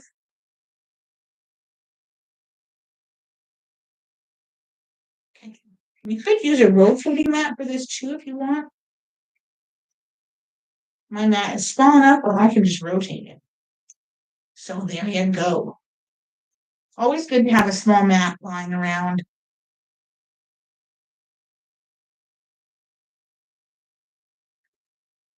Again, I'm using a 5.5-inch ruler. So it makes my cutting really easy, really easy. Oh, there's a couple of comments. I hope. Hey, let me just, I gotta get closer to it. I might need new glasses. I have not started my blockheads, but I have fabric picked out. Oh, perfect. I'm sewing all day Friday and Saturday at my monthly craft meetup. So hope to catch up. Oh, cool. Well, there's only 3 blocks out. So it's not like there's a lot. Well, unless you're doing my favorite color is Moda 2, that design, then you have to do 2 of each block. So then you're 6 behind. But I looked at the pattern, and I don't know if I cut this yet. I looked at the pattern. My favorite color is Moda 2. And it's a beautiful pattern. But it's not a free pattern. You have to buy it. You have to buy it. Right? I don't want to buy it. That's one reason. And 2, someone had made a comment. Now, this person, in my opinion, should not have made this comment, but they made this comment because a lot of people are doing the Moda blockheads too, doing that layout, the Moda blockhead. My favorite color is Moda 2, where you have to make the 2 blocks, okay? And she said that because you make all these blocks, you should just do your own pattern and you shouldn't try to follow somebody else's layout. And I went, well, that's whatever. You can do whatever you want. That was kind of a silly comment to make, I think. But anyways, what I'm doing is I'm making 1 block and I'm going to do my own layout, or I'm going to follow someone else's layout, or because a lot of designers are doing their own layouts as well, or I'm going to take 2 or 3 layouts that I like, or 4 or 5 or whatever, and do that. But my plan is to make every block or spice it up like I did with the star block. I didn't like that wonky block, so I made it a star. Because I knew that I wouldn't like that block. And that's what I plan to do. Now, I'm doing that because that's what I want. I'm going to do my own thing. Make it my own. But I'm going to try to make all the blocks. So do what works for you. I'm doing just 1 block each to start. Yeah, there you go. But I guess if you buy the Moda blockheads 2, or my favorite color is Moda 2 or whatever, and they're just using solids, I think. I guess they have to kind of use solids because you wouldn't want it. If you're the fabric company, you wouldn't want to just use one person's fabric because then all your other designers are going to be like, hey, you're promoting only this person. But I can see why they're using their solids. That makes sense in my brain. But I'm just going to make the blocks and then decide what I'm going to do with them afterwards. Because I think there's like 30 of them. And they're how big? They're 12, 10? I don't know. But you can make a nice little quilt. You could even just throw them together and call it a day. But I do have, so I have a purple one. I have the blue one here. Those are the first two blocks. Second block is yellow. And that's just sitting over there. I started it before it went live. You know, it took me a little bit to, I didn't get it finished, but that's okay. Oh, looking for my book and I don't know where. Okay. Next step, step 5. We have 5, 6, and 7, and then put it all together. So step 5, we need D. Okay, D, we're going to make 8 of these, eh? Repeat to make 8. Yep, D. Now this is a true square in a square. I feel like I'm missing a color. G, which we have, and H. Oh, some of these, you're only going to use half of these, okay? Because you need 8 of them for these. So we could take those out or we could just leave them. I'm just going to leave them. Okay. So this is a true square in a square. So I'm going to, this one I want. So we're just going to put them in the corner and sew from corner to corner diagonally. We can do opposite corners. We can't put all of them on at the same time, but we can do opposite corners. So this is my T-Rex, Tyrannosaurus, no, my Triceratops, sorry. This is my Triceratops fabric. And if it has a head, I'm going to make sure that the head goes at the top of the block. Of the flower. So I can put one here head and one head down here. And then on the side, I'm just going to put the head somewhere else. So if this is I'm just going to make sure that they go the way that I want them to go in the fabric. So I'm going to be a little picky about that. And when I cut these and they had the head, then I made sure that I got most of the head in it. I did do that. I did make sure that I did that. And Joe thought it was fun because I said, find in the last block, I said, find the dinosaurs. And so she did. And she looked, and then she told me what dinosaur it was. She told me if they were a carnivore or an omnivore or a herbivore. And then she told me if, what else did she tell me? And she made the noise that they make. So there you go, education.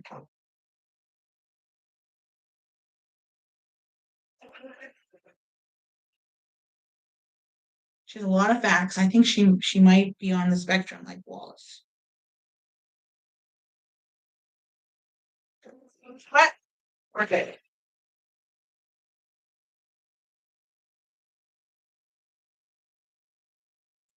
Okay. So stitching down, stitching corner to corner. Now I'm going to just, instead of doing a bonus block, I'm just going to cut. I wonder if I can leave these together. I'm going to see if I can sew them together. It might get confusing, but let's see. I don't have to cut them apart. Then I can just cut them apart after. All right. Yeah, this might work. This might, they're kind of big. This might work though. Let's see. We can try it out. If I don't like it, I can cut that thread. So I'm doing opposite corners. We're going to use most of the blocks, most of these squares to do this square in a square. And then it becomes a square. We're not changing the size of our square here. The square that we cut, the B square, is what we want it to be when we're done, that same size. It's in your pattern. And I'm pretty excited. So last week, my center was the same type of fabric, but it was green. So this one will now have a center with a similar fabric, just a different color. And in the pattern, she had used many different solids with a lighter, like a tone on, like a low lights. I don't have that many with this particular line of fabric. So I chose to use white or other fabrics that I have, if I can, which was one of them was this one and one was the green one. But I didn't have as many different low lights as the fabric that she chose, but I think she also designed the fabric, so she would, know what she would want for her pattern, which is really cool.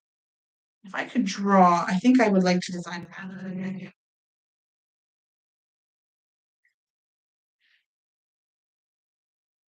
Okay, my bobbin is running out, so while I'm just gonna cut this, while we're in a good place to change my bobbin, I'm gonna do that right now before I forget. There's a little bit on there, but not enough, and I won't waste your time, taking all that thread off. I'll do that later on my own time. I'll just quickly change it here. And I'm going to now go and cut all these apart. I missed one. That was the one that I cut off. So let's sew that one with our new bobbin. Woohoo! Excuse me. Okay. So we're going to now sew that through. I did start with a leader. I was pretty sure it would be okay. I'm going to grab a bonus block and stitch down. Let's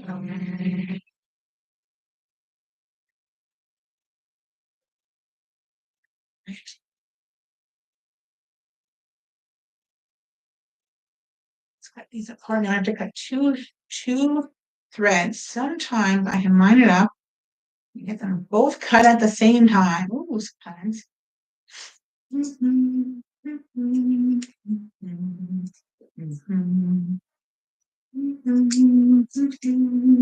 Now we're going to trim, press, repeat.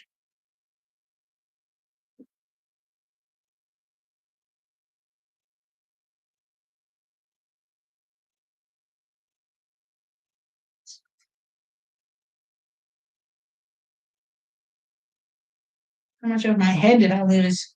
Not too much. Mostly it's just his horns. His 3 horns I lost. These are Triceratops. Cool. I like it. It's raining.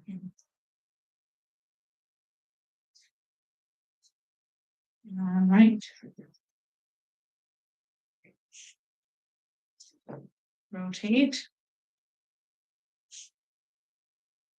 Oop.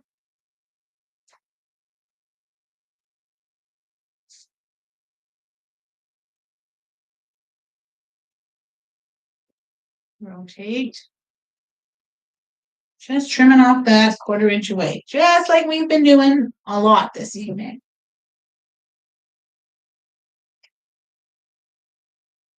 A ton.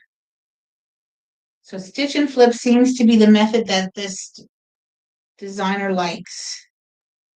This author likes the stitch and flip, but it's a great method, and you can really create a lot of things. Because I know we were looking at a block or a top at the studio with some volunteers, and they were like, "Oh my gosh, that's so hard." I said, "No, that's just a stitch and flip corner or a snowball corner. It's not that hard." I said I couldn't tell you how much of the block they made before they did the stitch and flip corner, but that's all they did. Oh, for a second there, I thought I did something wrong. Okay. All right. So now we just have to press these both back. We're going to press them. It doesn't say on there, so you press however you want. I'm just going to press them back. I figure if they want me to do something else, they're going to tell me. And I can always. My pile is getting bigger instead of smaller. With all my pieces to sew together.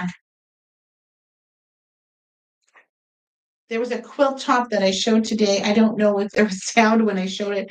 My microphone had died, and for some reason, I just don't see the comments. It's awful. I hate it. Okay. Then I complain and I can see them for a while. To complain again.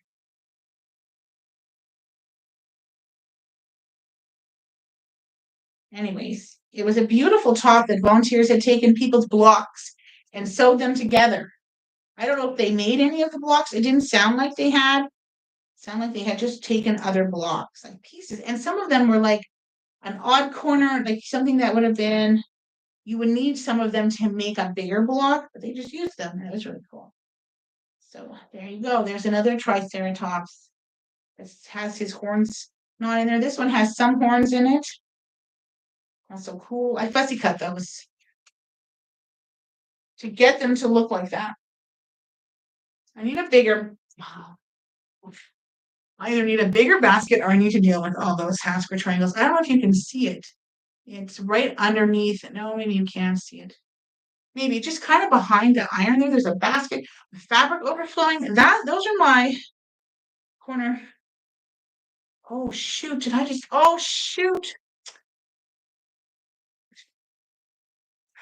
Okay, I was supposed to do opposite corners. We're supposed to be opposite fabrics. So I am so sorry if you followed me. I hope you're following the pattern.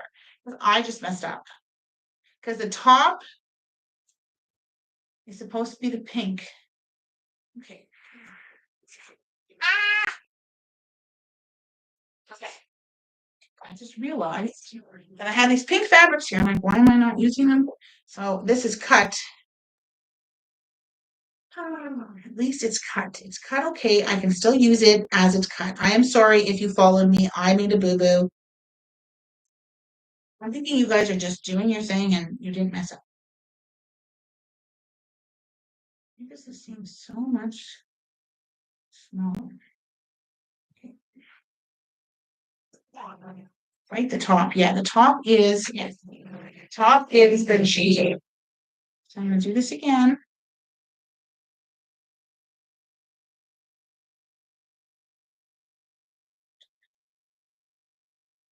I'm gonna stop talking for a bit and I'm gonna focus on what I'm doing. Just for a bit. Lining it up so that it matches right there. Perfect. Okay. All good.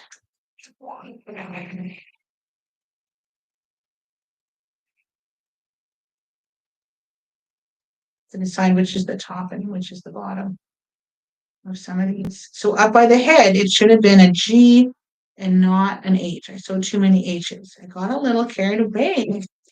That's okay. These are still usable. I don't have to cut more fabric. I just have to watch how I align my fabrics. It's all perfectly fine. Nothing messed up. I mean, I did mess up, but it's not unfixable. I don't have to go cut new fabric. I just have to be cautious. So I hope that you didn't make that same mistake. I apologize.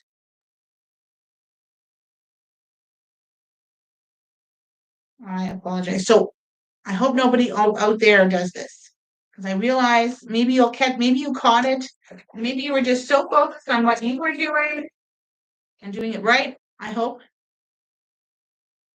But that's okay.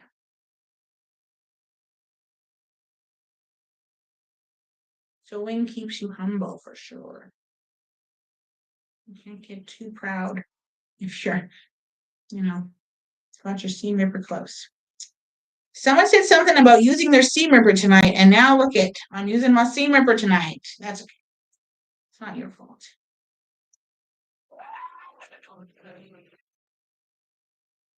At least I didn't damage anything. Like I didn't have to recut fabric because I had fussy cut this fabric and that took a while to cut. Make sure I got what I wanted in my little square. So, oh no, they're falling on the floor. Okay. All right. Well, Honey's still sleeping, so she's not making a mess. If she's still sleeping.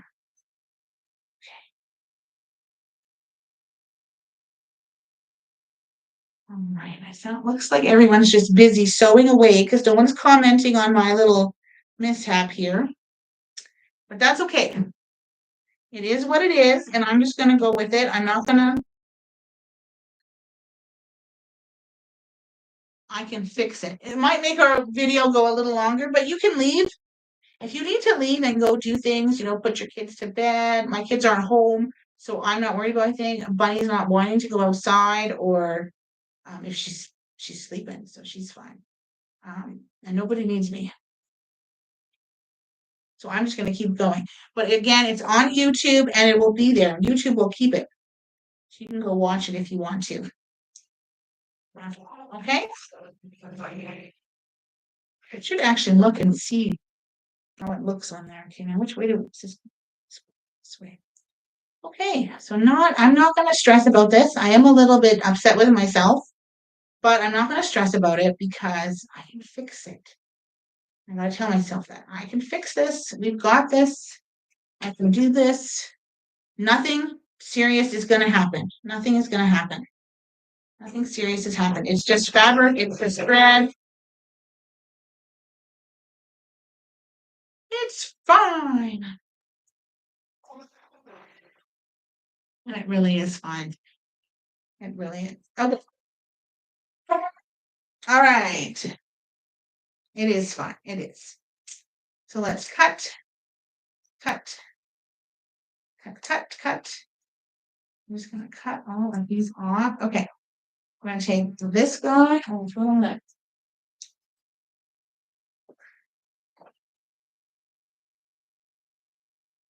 Okay.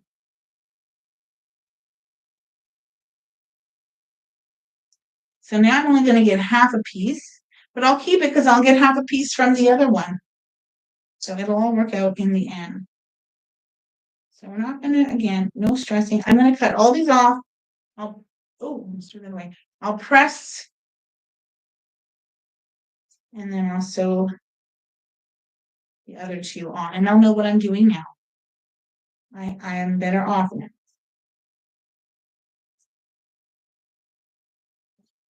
And it's perfectly fine. I will not trim it until all my 4 pieces are on in the right way. And then I'll trim it up and make sure it's still that square piece that I need it to be. Okay, so a little setback, but nothing drastic. Once I get these pressed and I start sewing, I think I'll feel a little better about it. No damage to my little triceratops here. No damage at all. My square squares are going to look just wonderful anyways. I'm not stressing about it. Okay, so if you're just joining, you have no idea what we're doing. We are sewing together because I've let people know that I'm sewing this and they decided to buy the pattern and sew along. We're sewing the Flower Farm sampler. And I had to correct an error that I had done. And now I'm going to sew again. So now this one's going to go from corner to corner. And we're going to stitch that down. So these ones are kind of pre-marked for me because I've already used them. I had made a little whoop, but I fixed it and now it's all good. So we are good to go. So I actually shouldn't need those. Those should be okay. What am I doing?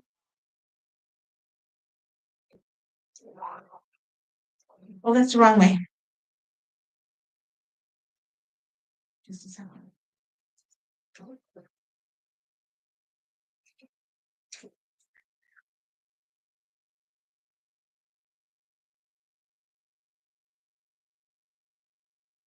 3 stitches in and I did it the wrong way. I gotta remember. I knew as soon as I was like, I didn't know how to lay it out, I was doing something wrong. Okay, lining up here, corner to corner. Lining it up. Okay, stitching down. Really got to watch this.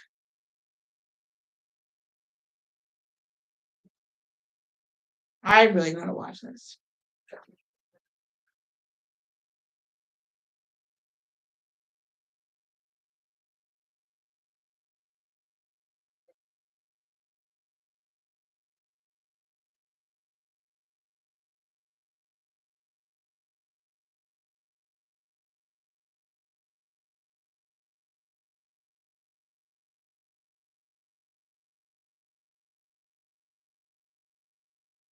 I almost did it wrong again. Oh my gosh. This is what happens sometimes when you make a little oopsie doopsies. It has a ripple effect and you're constantly making sure that you're not doing it again. Oh. But I'm just thankful that I didn't have to recut any fabric, that I'm able to still use the pieces that I have. This piece got really wonky. Come on, iron. Okay. I just want to make sure things are going well. This one is done. Yes. So now I'll have the same pieces at the bottom and then the same pieces at the top. It's not the same pieces all the way around. That's the next one. So I apologize again if you messed up, but maybe you didn't. Maybe you were like, oh, I got this. I don't know what she's doing, but I got this.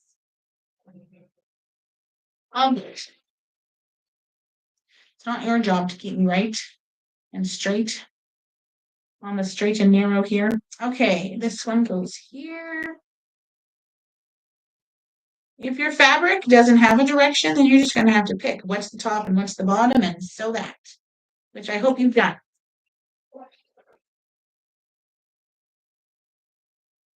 I have one more of these pre-cut pieces.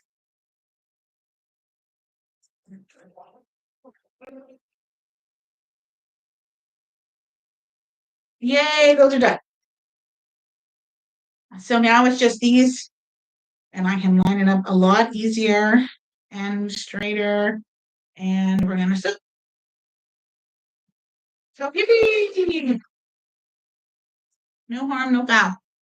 Okay, I'm gonna cut these apart.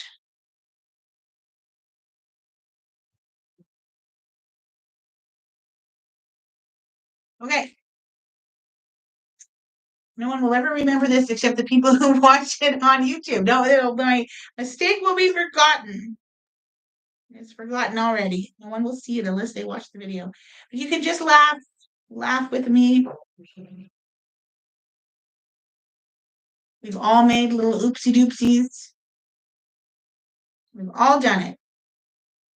I'm proof that we all have done it. Some form or another.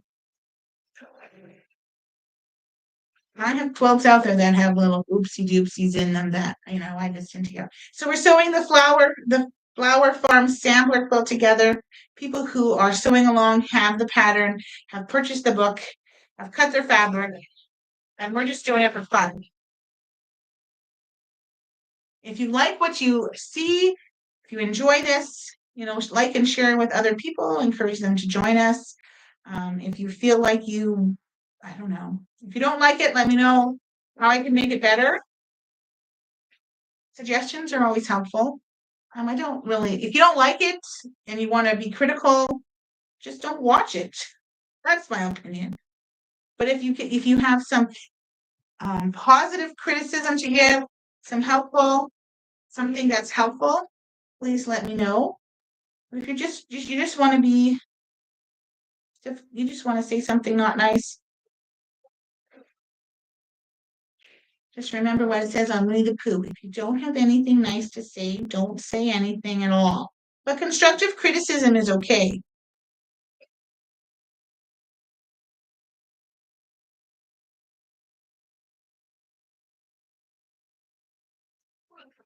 And I go live because I don't want to edit out my oopsies. I don't want you to think that I sew perfectly all the time. I don't want to set the bar really high, or I don't want you to feel like, because I watch people like, how did they get everything so perfect? Well, they probably don't, but they edit out all their little oopsie doopsies. Like they just take them out. Well, that's no fun for us who are learning. All right. Anyways, that's my little thing today. But if you're enjoying it, let me know. Let me know. If you're not enjoying it, well, I'm sorry. I guess you're going to have to find somewhere else to hang out on Wednesdays.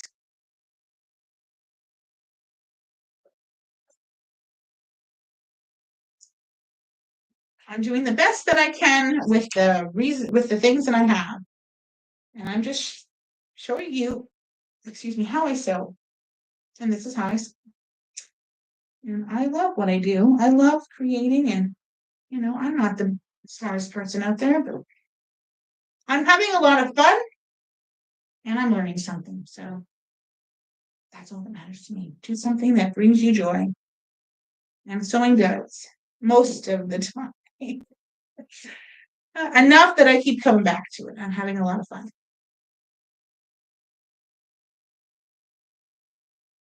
So our gala tickets go on sale. I am in Eastern Ontario, Canada. And our tickets, our gala tickets go on sale on the 15th, which is Sunday. Oh, I didn't realize. I think I knew that, but I didn't click in until just now. That's Father's Day. Our tickets go on sale. I don't know what time, but they will be available to purchase. You can hear Phyllis Webstad share her story here in Treaty 9 territory, which she's never been to Timmins. She's never been to this part of, I don't know if she's been up north, but she's never been here. So this is really exciting for me. She is an inspiration to me as an Indigenous woman, entrepreneur, and very exciting. I've met her briefly. I've chatted with her a few times. One time I'm like, oh, we have a question. Can we just call you? And she's like, sure. It was awesome. She was sitting in her van in a parking lot down in Southern Ontario. So it was really cool to be able to just chat with her and, make sure that this gala dinner is one that brings her, honors her and her journey. So you wouldn't want to do anything that would upset her because she's the one that offered to come up and speak. She's really excited to attend her sewing retreat. There are some tickets left for the sewing retreat. All of that information is on our website, and the tickets are available through Eventbrite. You just type in Quilts for Survivors, and the tickets are there. You can't get it. There is no package. You have to buy them separately. The sewing retreat tickets and the gala tickets. You do have to buy those separately. So make sure if you're coming to the retreat and you want to attend the gala dinner with Phyllis Webstad from the Orange Shirt Society, the founder of Every Child Matters and the Orange Shirt Day, then you want to make sure that you have those tickets. The sewing retreat will be live streamed for those of you that can't travel out here, but the gala dinner, the gala event with Phyllis sharing will not be live streamed at all. These are supposed to be 5, and I have a perfect 5. I have a perfect 5. Perfect 5. I'm going to use this ruler now. Some of these rulers come in kits that I get. Or come with things. So there's some information for you. Again, those are available on Eventbrite. You can check it out. And the prices are reasonable. We do not actually make the money that to help the organization keep running comes from sponsors, not ticket sales. Just an FYI. Okay. I reached out to a couple of sponsors, and it was really nice when you get a response saying, well, can you fill this out and we'll put it with your application for our committee to review. So it was like, yay. We want all of these to go the same way. That one was a little bit tight. It's a little tight, that one. It's not as square as I wanted it to be. But it could be from those pieces that I sewed on incorrectly. That could be what's making them slightly wonky. They're not all wonky, but some of them are a little bit they're within the seam allowance, but some of them are a little bit shy. Like they're not quite right to the corner. That's okay. I'm not going to sweat it. I'm not going to stress about it. Not even a little bit. It's not worth it. It's just not. Oops. Hold that down. Rotate. If you have trouble, now I know my mom has trouble holding down the ruler, so we've gotten some weights to help with holding down your piece. You can get a little weight, put it on your ruler. It'll help hold it down. It's like a second hand, and then a third hand, I guess. Hold it down, and then your ruler doesn't move. There are rulers that slip less than the ones that I use. I use these ones because I can see all the lines. I have no issues. I think that's okay. I have no issues seeing the lines on any color of fabric or on any kind of mat. So that's why I use these ones. I like the lines. I do find some rulers are too busy. Just too busy. There's too many lines. And then the different colors, and then I feel very overwhelmed. Okay. I have a crap ton. Look at all of that stuff I have there. Okay, we're getting close to the end. I'm going to try not to talk too much. I'm going to focus. So we need our pieces from step 4 and our pieces that we just made in step 5, and we're going to put them together. And you're going to put the same fabrics together. They're gonna get married. They're gonna be a little family. So we're gonna sew those together. Just attach, just straight seam, watch where your points are, and just sew on the right side of your point. If you have directional fabric, I don't have anything to say. I only have one directional fabric, and it's pretty easy. It's a little late now, I guess, to think about directional fabric.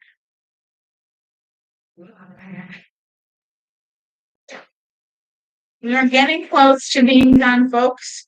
I realize this is a little bit longer of a class.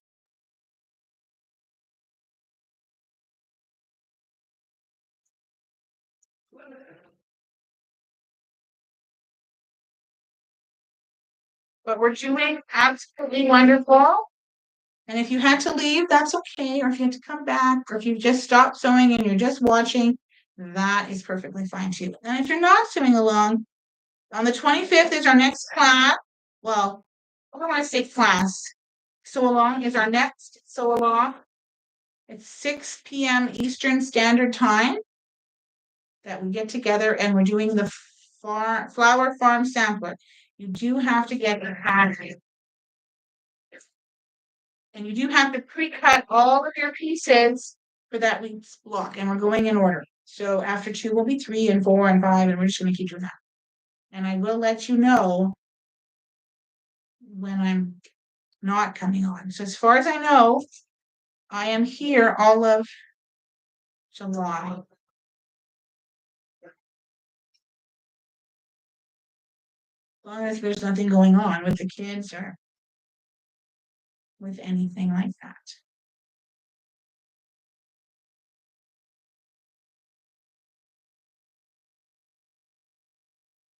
Okay.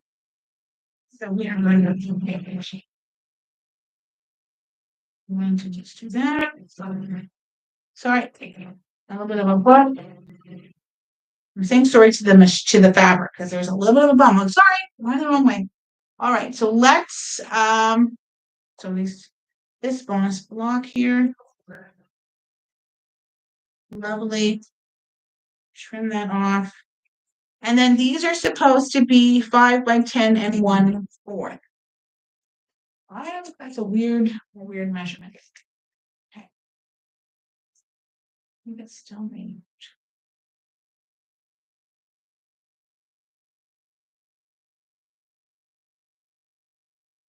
We're just going to look at the pressing instructions. Open. Press your seam open. Okay.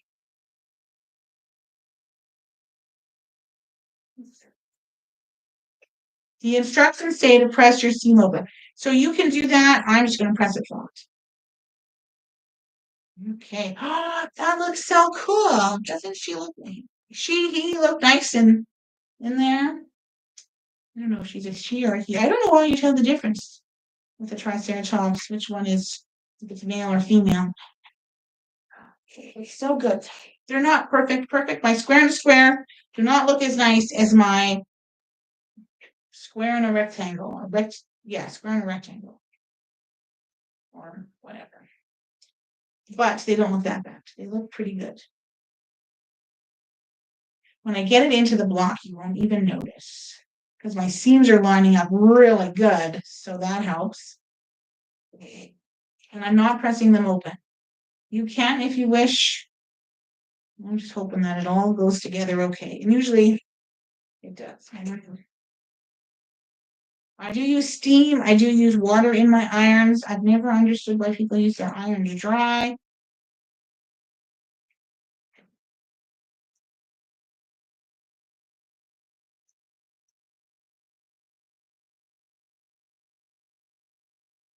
I know sometimes the water can turn your iron rusty, but I use it so much that it doesn't have time to do anything. Okay, that looks really good. I think that's the Triceratops butt, but okay, or hip. Maybe it's a hip. All right, so that piece is now done. So we have this piece and then this piece. So this goes like this. Let me get my chair out of the way. Let me push my chair out of the way. Okay, it's looking. Okay, so you get this piece up here. This is your corner. Okay, and then that might need to be trimmed a little bit.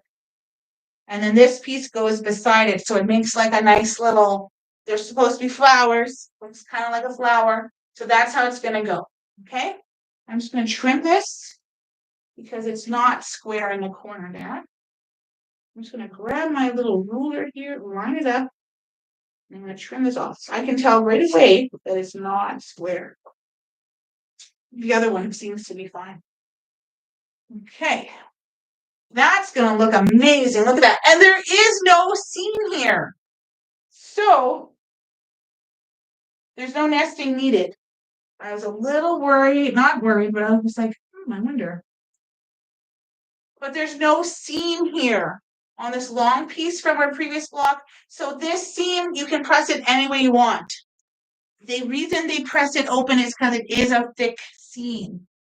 You can decide how you want. There's the top of the block. Actually, let's just his thigh is gonna go over here because I need my Triceratops to go there. Now, I don't know if I have enough. I think I have a couple more. That can be the top of the other one. And then I think I've got people upside down. Yeah, or sideways. He'll be sideways. He'll be upside down otherwise. So I'll put him sideways. I think he'll look better sideways than upside down. Okay. Oh, I'm probably in your way. There. And then there. But again, that one we just made, if you can press it any way you want, this is a straight, there's no seam there. But you can press it open if it's too thick, I guess. Okay, it looks so good. We just have the center to do, and it's a square and a square. Well, this one is easy because it's all the same. I'm not gonna mess this one up. All the corners are the same.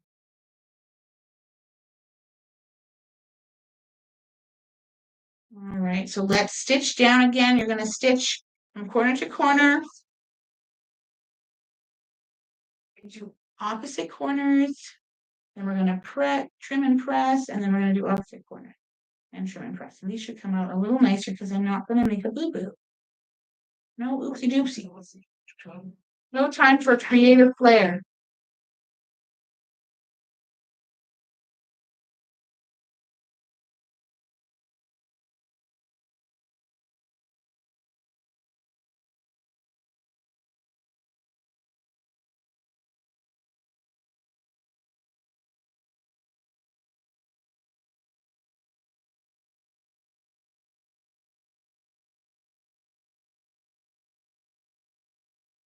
Honey hasn't come around in a while. I wonder if she made it downstairs or she's still sleeping, I guess.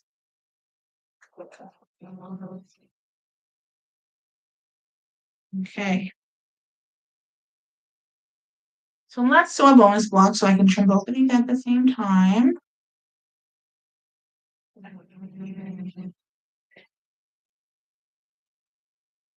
All right.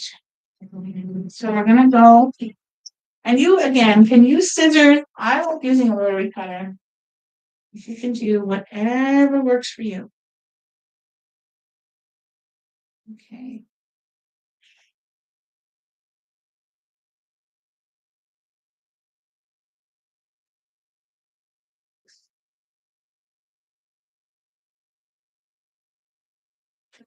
I will probably have most of these sewn together the next class. Okay. I don't know why I don't move those together. Okay. So let's press this. I'm sorry that this class is going so. My phone is at 0%. Oh my goodness. Plug it in, or jump onto YouTube. I guess if you don't have it on your phone. I did charge my phone. Oh, my phone is dying too. Okay, we gotta move a little faster. Let's move a little faster. I think my phone's at like 10%.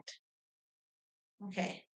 Because I use my phone for TikTok. That's the camera I use, and then I use I'm using a laptop for YouTube.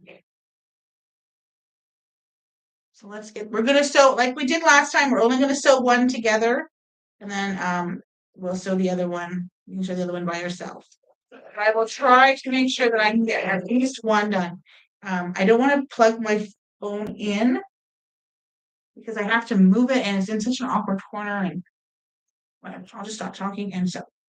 So we're doing our last thing, a square and a square. This is the center of our blocks. So you need two of them. And they come out to 5 inches. 5 inches square. All right, and then we'll just sew it together like a knot patch. And I have mine there laid out behind me there. And you can see it. And it looks really good. I think it looks really good. I think it looks great. Okay, so now let's get these trimmed up. And I will make sure I'll sew one, and then I'll just sew the other one if the phone doesn't die before that. Okay.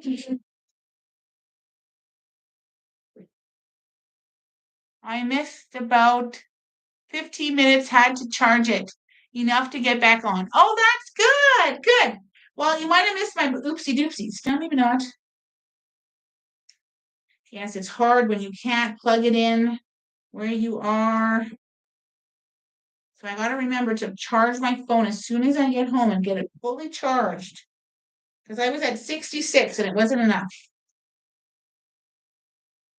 Okay. So let's press these. I'm so excited. We're getting there. So hopefully my phone doesn't die. So this is a square in a square. I'm only going to trim up one right now, but that's what it looks like. Square in a square, doesn't matter which way it goes on mine, because mine isn't directional in the center. This is 5. So let's take my piece here, my handy dandy ruler, and we're going to trim it to 5. So trim and rotate and trim. Okay, there we go. So let's get this put together. I can trim the other one up after. I'm going to put it all there so I know that I have to still trim it. Okay, I'm just going to make sure that is pushed back really good. It was kind of wonky. Okay. So that's the center. On it. I hope you can see that. Maybe I'll move.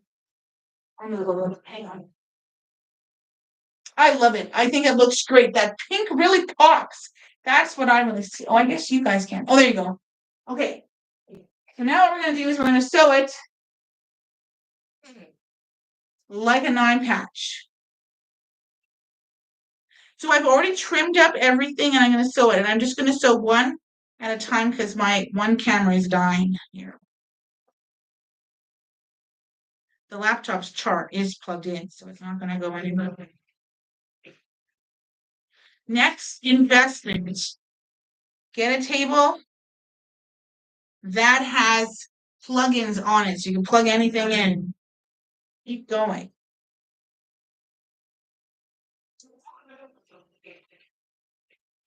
If I pull my thing over, it's too far over. Or I need to get an extension cord or something.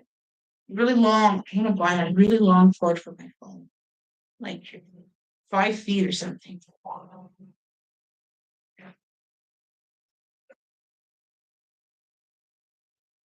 Actually, now I'm going to do, I don't need this tray. Okay, I'm going to put, I think, hang on, give me a minute. I think it's turning out so great. I'm so happy. I'm sorry you just went all the way around my room in a circle, probably dizzy, Angel, dizzy. Okay, I'm going to try to plug this in. It'll be a different view, but I'm going to try to plug this in so that you can see. Give me 5 seconds here. Of course, now this cord doesn't want to go in. There we go. Okay. Oh, well, we were having a little more power than I thought. Okay. It's a different view, but at least we can still get this done. I figured out how to get it to work. Okay, different view over there than over there. I'm gonna cut that off. But at least we won't run out. I can sew it. Slow down. I figured out how to do it. Oh, this has a head. Wait a minute. I'm gonna put this. I'm gonna put that piece up there because it has a head and I want it to go the right way. This one just has feet. I don't care if the feet are upside down or sideways or backwards or whatever. Okay, I'll move this. I don't want to knock that on the floor and make a mess. So these are going to be unfinished at 24.5. So when we square it up, after I don't square it up here, I'll square it up after. It'll be 24.5.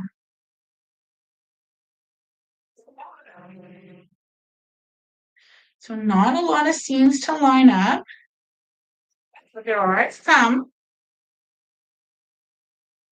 And I'm just sewing. I'm sewing and stopping because I want to make sure that everything is lining up the way it's supposed to. So that's why I do that. Okay, I'm going to sew a bonus block here. You can see my pile of bonus blocks. I apologize if it's off a little bit, but you kind of get the gist of what I'm doing. I didn't want the camera to die on everybody. I didn't realize that would happen. I'm so sorry. Okay, so I'm not going to press anything right now because these seams don't go together anyways. I'm going to sew the next piece. And I'm going to actually, because these are so big, I find that these connecting threads are a pain in the butt. So I just trim them and get rid of them. So let's grab another piece. Again, this is just like a 9 patch. You're going to sew 3 across, 3 rows of 3, and then we're going to sew it all together. Okay. Get that out of the way. All right, here we go. I'm lining everything up. Again, you can put pins in wherever you feel you need a pin. I am not a pinner, but I take my time and I know it seems like I'm sewing really fast, but I do take my time to make sure things are lined up. And once they are, then I'll just go. And I can feel, I know me and Mitzi had talked about how you can feel where your seams are and if they're going the way you want them to go. I love that square and a square. It looks so fun. Okay. And then another little like star in the center of the flower. And a lot of flowers look like there's a little star in the center. So this is really fun. The other one had a star in the center too, I think. Now they blew off when the wind was blowing, but I'll have to put them, I'll have to put last week's block and this week's block up on the wall so you can see it. I'm just gonna sew one together and then I'll sew the other one after.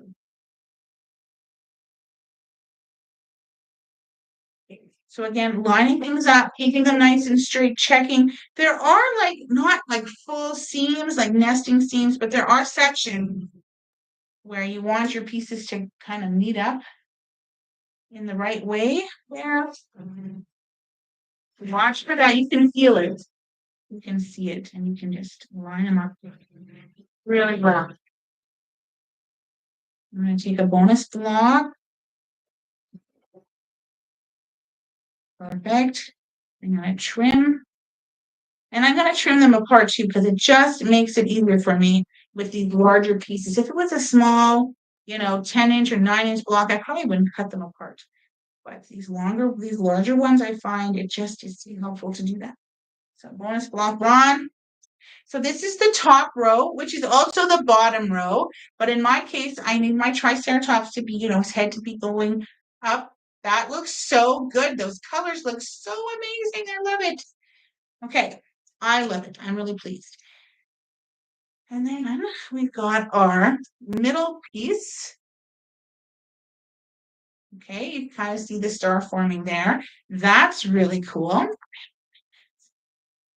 After I had picked my fabric, I thought, well, maybe I'm a little nuts, like dinosaurs in a flower quilt. Like, it's working. It's working, and I love it. I love it.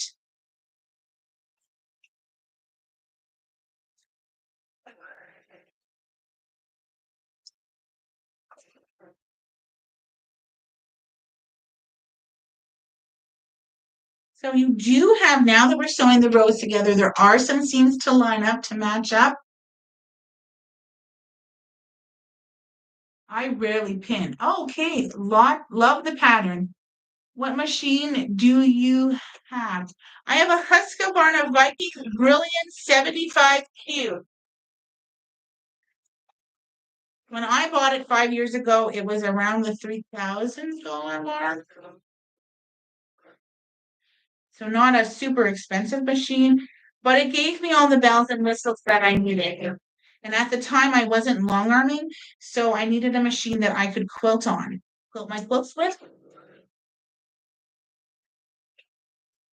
And it has a pretty good throat size. So that's a big reason of why I bought it.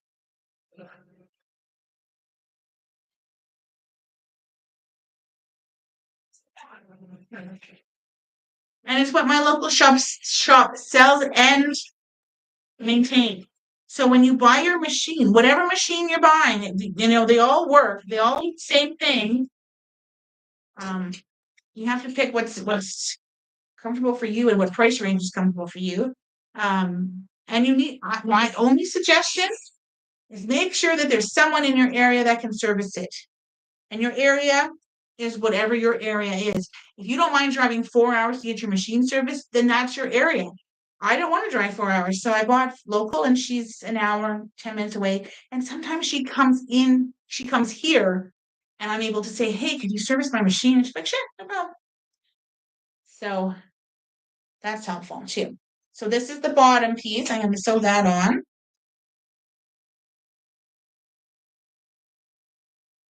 And when I sewed my things together, I didn't think about how I wanted my piece to look, my piece to work.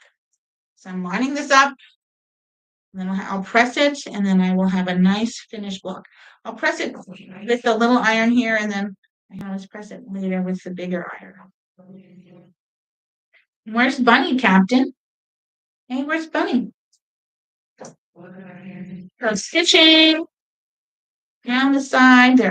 Like I said, there are some seams that need to net come together, so just be mindful of those and get them together. You can always tell when I'm getting somewhere where I want to make sure to lose my point, or I'm seeing next, and I slow down. And I always sew with my needle in the down position. One of the benefits of my machine is I can set it to have the needle when I stop being in the down position. So that's really helpful. I learned that a while after I had my machine, but I can also lift my needle and my presser foot with my pedal. It's just a feature that I have. There was one machine where if you push your pedal a certain way, it cuts your thread. When you hit your pedal, I was like, oh, I didn't think I needed that bonus feature, but that's a cool feature. So machines can do a lot now.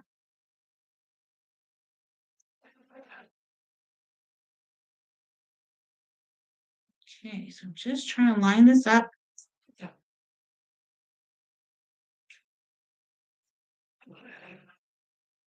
Best I can do. Okay. I don't want to cut it. I'll sew a bonus. So now this one is done. I will sew the other one later. I'm not worried about it right now. I just want to get one done to show you. All right, and I will turn the camera to the big design wall and I will put up my block and I will put up the other block from last week and we can look and admire them. Well, I can look and admire mine and you can put yours wherever you put them and admire your own. Because I'm sure yours are just beautiful. And if you want, you can send them to me. You can text them to me on the phone number that's on the website, quiltsforsurvivors.ca. You can message them to me if you want. I will look at them. If you want me to see them, I would love to see them. I know some of you did that already, and it made me very happy. So the website is quiltsforsurvivors.ca, and the phone number on there is a cell phone, so you can text it. It's the company phone, but I'm usually the one who answers it, so checks it out. So I would love that. This looks so good. This looks so good. Yeah, I feel like I'm kind of, maybe it's just because it's busy, but my stars are very cool in the center, and my little dinosaur eggs, and then I've got my 3-horn here from, I grew up with Littlefoot, instead of calling it what are they called? It was a long neck, not a, whatever they're called, the big, I don't know, a Bronchiosaurus, maybe? I don't know. What do I know? Okay, I watched Littlefoot. Okay, follow me, and we'll be in a world of pure imagination. Okay, this is block 2, and we're making 2 of these. I didn't sew my second one together. Now this needs to be squared up. It looks pretty good on this side. It's a little slightly wonky on this side, but I will trim it up to 24.5. Doesn't that look great? I think it looks absolutely wonderful. I know it's a little crappy over there to see it. Now, I had these up on the wall earlier, but they decided to get blown away. I don't think that this is the top. Yeah, this is the top. So these I don't think these actually go side by side in the pattern. Now I know, okay, I'm going to just turn off the rotating part of this. Did it turn off? Yeah. So that you can see that. How cool is that? Aren't they beautiful? I think they turned out absolutely stunning. I think they look really great. You don't need to see me. So I hope that you are enjoying your blocks and you like the colors you picked. I'm sure they look beautiful. So they don't actually go side by side in the quilt. So let's see. They do not. So they won't be that close in the quilt. They're like one's up in the corner. Oh, there's Bunny. Come here, Bunny. Come here. Come here. Come and see Mama. Come on. Oh, there's my good girl. There's my baby. Okay. So, yes, I know. So one is up in the upper, yeah, one is in the upper right, well, not quite the corner, but almost the corner, one of the second ones. And then the other second one is down at the bottom right corner. And the big blue one there is in the bottom left corner. And then they're close, but they're not right next to each other. So they're nice and big. And how you put this together when it's all done, because your blocks are going to be different sizes, is you build little units. And so you're building them up to get to a row where you can put these big, large blocks. And block 3 is another large block. And then block 4 is 16.5 unfinished. So we build down to smaller blocks. Okay, Bunny. I'll take you outside. All right, so I'm going to sew my other block together off camera because I got to take Bunny out to go to the washroom. She needs a little break there, eh, Bunny? And it's getting late. This one was a lot longer, but it had that new block that was the rectangle square thing. And I had made a couple of oopsie doopsies, but that's okay. And never feel like you have to stay on. Never feel like you have to stay on. You can always go and watch it on YouTube. It's there. Or if you have any questions or follow along in the book, that's all I'm doing is following. Well, that's what I'm trying to do, even though I made a little oopsie doopsies. So on the 25th, next week, there is no class. So you have 2 weeks to cut your blocks. The next one is another blue, play on the blues. And it's called Love in a Mist. Love in a Mist. And it's very pretty. This one was called English Rose. English Rose. So thank you for joining along. Remember, this is our book. It's the Flower Farm Sampler. There's 18 floral blocks, and it's by Shelley Cavanagh. And she does a great job. I think she does a great job of explaining everything. And I think it looks beautiful. So I'm really happy. My T-Rex, not my T-Rex, my Triceratops looks very happy in my block. And my little dinosaur eggs look really happy. I like how it all comes together. I wasn't quite sure if it would look great, but I'm really happy that it does. And we're going to say goodnight because this little one needs to go outside. So thanks everyone for joining in. I really appreciate it. Chi miigwech. So I'll turn this one off. And okay.